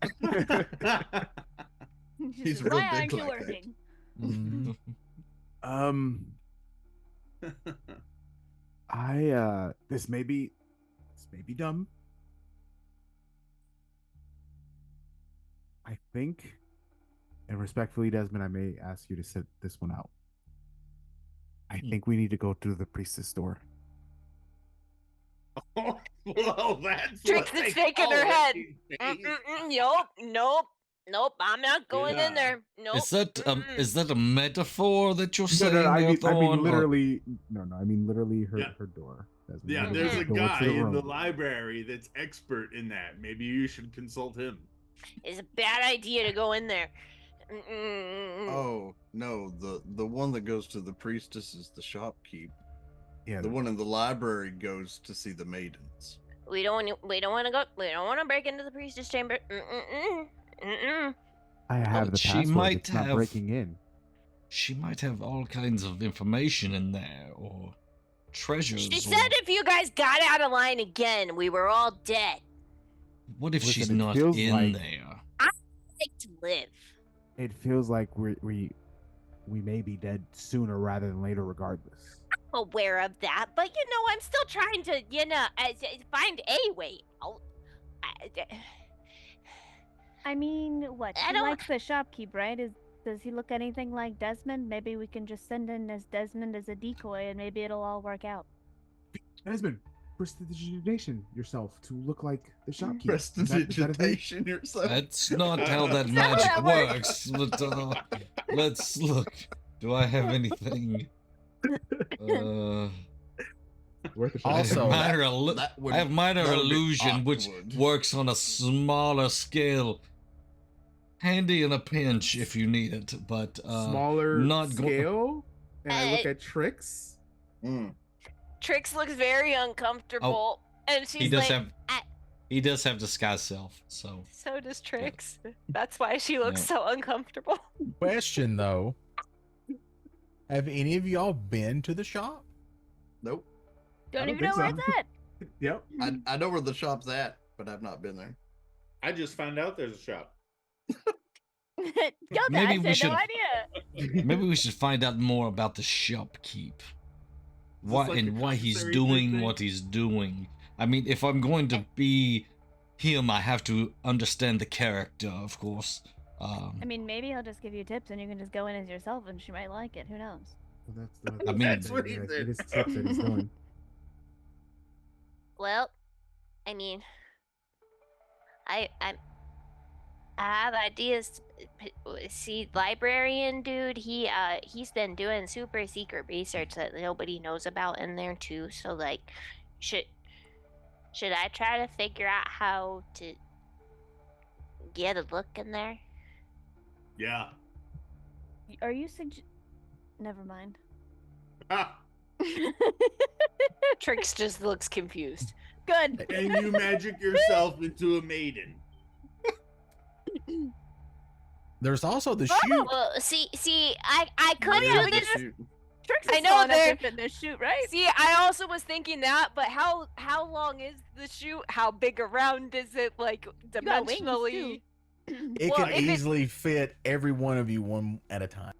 Oh, it's a big shoot. It fits whole bags of dead bodies. Yeah, it's a big shoot. You mean we could all just go in the shoot and go, bombs away, just one at a But time? only one of Welcome us to would the be Yeah, guaranteed Trix. to be able to get out the way we got in. It Half goes of us go down down. the We just chute, half don't know of us go to the where. priestess room. That's if the shoot doesn't. Yeah. You gotta think true. it's a lever and it's gotta drop. So you mean that shit What recloses happens how if we you get pull out? the wrong lever? Wrong lever. Thank you. Oh, Thank you. Crunk. I mean, Except instead of See- Krog, it's Keltesh. Yeah. Keltesh. okay. Well, so you see, Craig's not the most chatty type, but he could at least, scoop out the map a little bit, or like do something. I don't know, bug the place or. You see Keltesh. Was it the left lever or the right lever that was for the incinerator? All right. So, Luckily, they are separate chambers. chat. Flip the party. We have 2 weeks to figure out what the party is going to do. Will have it be shoots and ladders? Will it be time to study in the library? Or will it be time to go to the store where they serve a nice soup? There's now a Carly Rae Jepsen song playing in my song that goes, "I'm just going to the store." Thank you for that. We will find out next time. And that next time will be looks like next the year. 12th. It will be next year. Next year. Looks to be the 12th of January. And you know what that day is? It's your birthday. It's my birthday. The day of my birthday. Yep. My birthday will have already happened. Because mine is the 8th. So does that mean Desmond won't make it? Is that No, your birthday gift? I mean, it's my birthday. I get to do whatever I want to, right? That's true. He can do whatever he wants to. That's true. You could even cry. And you know what? Because Plus it's your 6 barrel birthday, rolls. you get to roll with advantage. Yeah. Oh, wow. I might Definitely not. gonna try and sleep with the priestess. We're definitely going that route. Yeah. 100%. So, Well, apparently, I mean, so- it's just a revolving door in the library. apparently. So chat, tune in to us on January the 12th when Desmond gets a harem. Is this gonna be like the one scene in Monty Happy Python, birthday! The Holy Grail? Is that what we're about to see, except with a far less innocent male? Probably. More than likely. So, before we do our Nerdicopia spiel, we have some people that are members of the cast that also do stuff and things on the internet. And we will start with the Admiral himself, Double Up Buck. He always does it to me, chat. Scribble, And scribble, last time scribble, he scribble, promised scribble. he wouldn't do it next Scribble, time. scribble, scribble. I know. He'll always forget. I take notes, clan. Very detailed notes. Sorry. So Try to go in anyways. alphabetical order.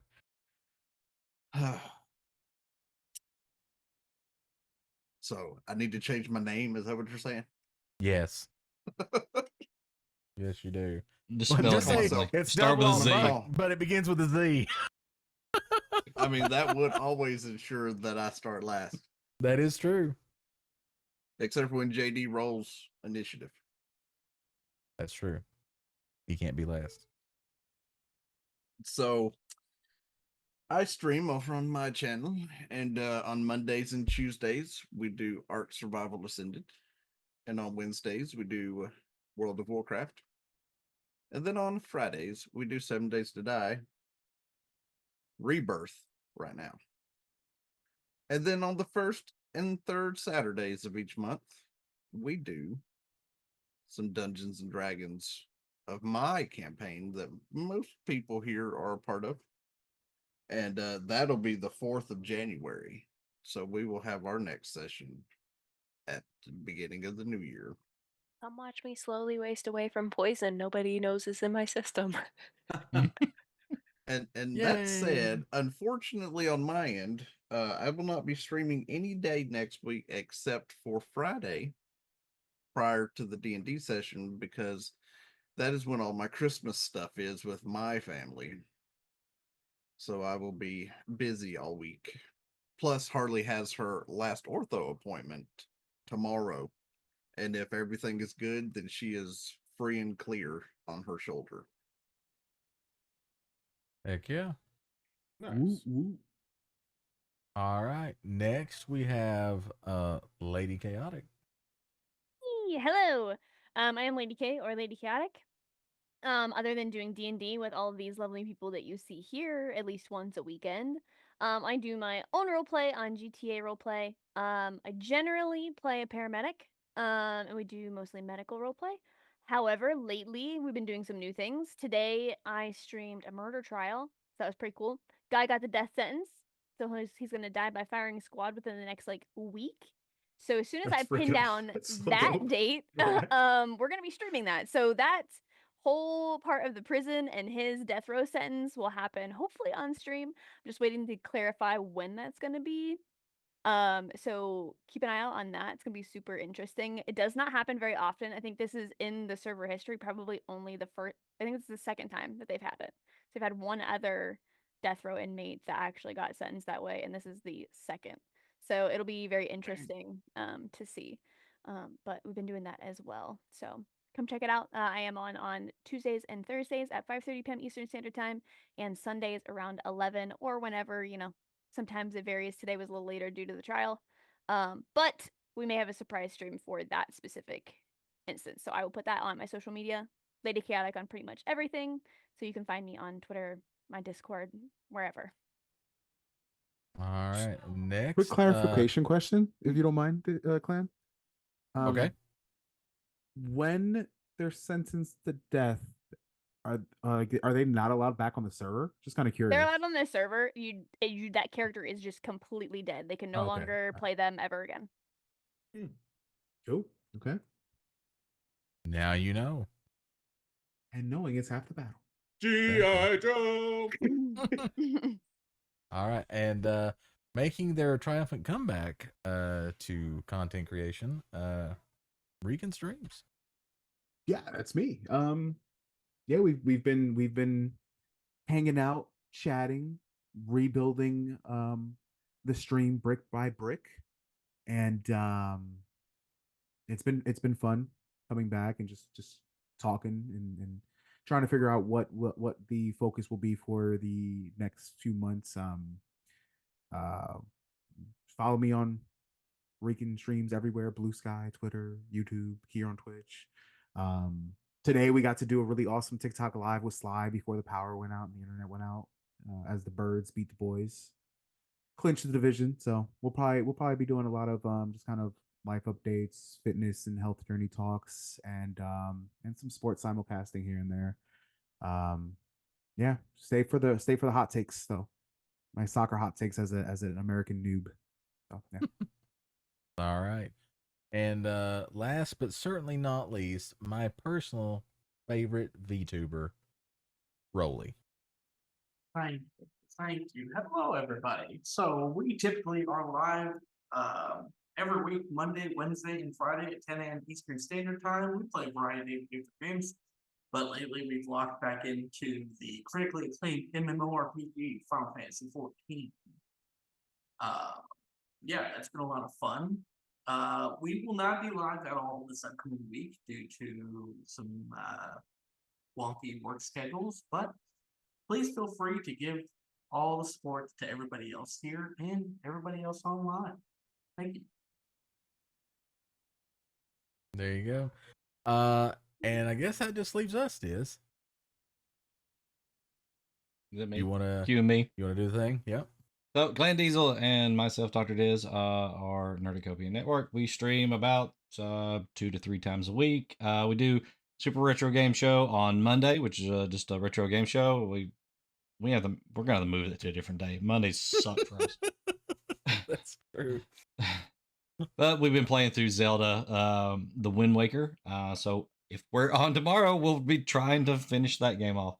That happens at 10:30 p.m. Eastern. And on Thursdays at 10:30 p.m. Eastern, which will be our first stream of the new year, we do Three Old Men with a Double Up Buck. And that's just a show where we just kind of talk about random stuff all over the place, a lot of interaction with the chat and things like that. And then, of course, on the second and fourth Sundays of every month, we do this show, Not Actually Heroes of the Forgotten, where Clan Diesel is our DM. So we also have all the socials, which you can find on our link tree. We have a merch shop, which is at nerdicopia.net. And actually, I just got an idea for a new shirt to put on there just from this episode. So is it the cereal? It is the cereal. I want to do that one. So yes, I'll be working on that one. We'll see if we can get it out there. Please. Yeah. And then we've got, of course, our Discord server, which we've been hanging out in the Cineplex chat room in there, and we've been trying to finish off Sword Art Online. I've got I think there's 50 episodes in that last season or something. I've made it through 9 of them, so I'm trying to finish that off. And then starting in the new year, Clan Diesel here is supposed to be streaming Supernatural. He forgot to name Homemade. From the beginning. Well, no, here's the thing. For some reason, Go ahead. Yeah. It's this mental block I have, and I explained it. For some reason, Stranger Things pops into my head when I try to think of the name Supernatural, and then there's just a block. It just Stranger Things. I'm like, now I want the crossover where I just get to hear Sammy, the Demigorgon. For some reason, I mean, completely different shows here. I don't know why they're overlapping in my brain, but yeah, Supernatural, which there's 18 seasons of that. There's 15 seasons. 15 seasons. 15 Wait, seasons. can we start yes. opening our recaps for D&D with the road so far? Yeah, that's what we will do. Yes. There you go. There Say you go. less. Yep. There you go. When is this starting? So it's just as soon as we finish Sword Art Online there. Yep. This has got to get through Sword Art. And then we're like 9 episodes so, in of the last season. So yeah. I think there's like 50 episodes or something, 40. 50. When we go to start Supernatural, I'll make a post in the Discord so that anybody that wants to show up to watch it can watch it with us. It's one of Keith's favorite shows. So it's one of mine too. I really enjoy it. Somebody has it as their alerts. So we'll be hanging out in there all through next year watching that. I will imagine it will take us a while because they're like hour-long episodes. So yeah, so it's going to take longer than Sword Art Online. They're like 20-minute episodes. So, yep. All right. So there's that, and what do I want to forget? NerdTube. We have a YouTube channel that we call the NerdTube. It's over there on the YouTube, of course. And if you're watching this later, you're there now. So hit the subscribe button and the bell, and you'll know when we upload content, which is about 2 to 3 times every week. Yep. And so with that, this is our final stream because we're not very good at Mondays. Yeah, but we're not very good at Mondays. So this could be the final stream of 2024. And I just want to say with everybody here, I really appreciate everybody being a part of the game and being, playing along with it. It's been a blast. Really appreciate you all showing up and putting in the work and everything. This is my first time really DMing anything. I've done one shots, but this is my first time. So I've been trying to make Diz proud with the stuff, but also as far as Nerdcopia goes, well, thank you, I appreciate it. I think Diz will agree with me. This has been our best year yet for Nerdcopia. Yeah. We've grown a lot. We've grown a lot over on YouTube, especially. So, and we couldn't have done it without you all because it's definitely the D&D stuff. It's definitely what has took off of our content. You also hit your follower goal today. We did. We did. The follower goal. Yeah. Awesome. On the one shot the other day, we got a record on our hype train. That's true. Yeah. Thanks, Valorant. That one shot was awesome. Yep. Let's do that again next year. Yep. New holiday one shot coming to YouTube soon, and I can't wait because I missed it. That's true. Also, get ready. We're going to have our first ever Valentine's Day one shot. Because as we all know, Penny told you the only way to defeat the Lich is with the power of love. Did I? Oh, that's right. Wait, is it the future Valentine's Day episode? Yep. So, are we doing Back to the Future like Huey Lewis in the News, Marty McFly up on the stage play? I'm down with this plan. We'll see. Saying. We'll see what happens. But so thank you, cast. Thank you, chat. Thanks, YouTube viewers in the future. For all your support and everything. And with that, go home. But I am. Later. Happy New Year. Already. Happy New Year. Happy New Year. Bye.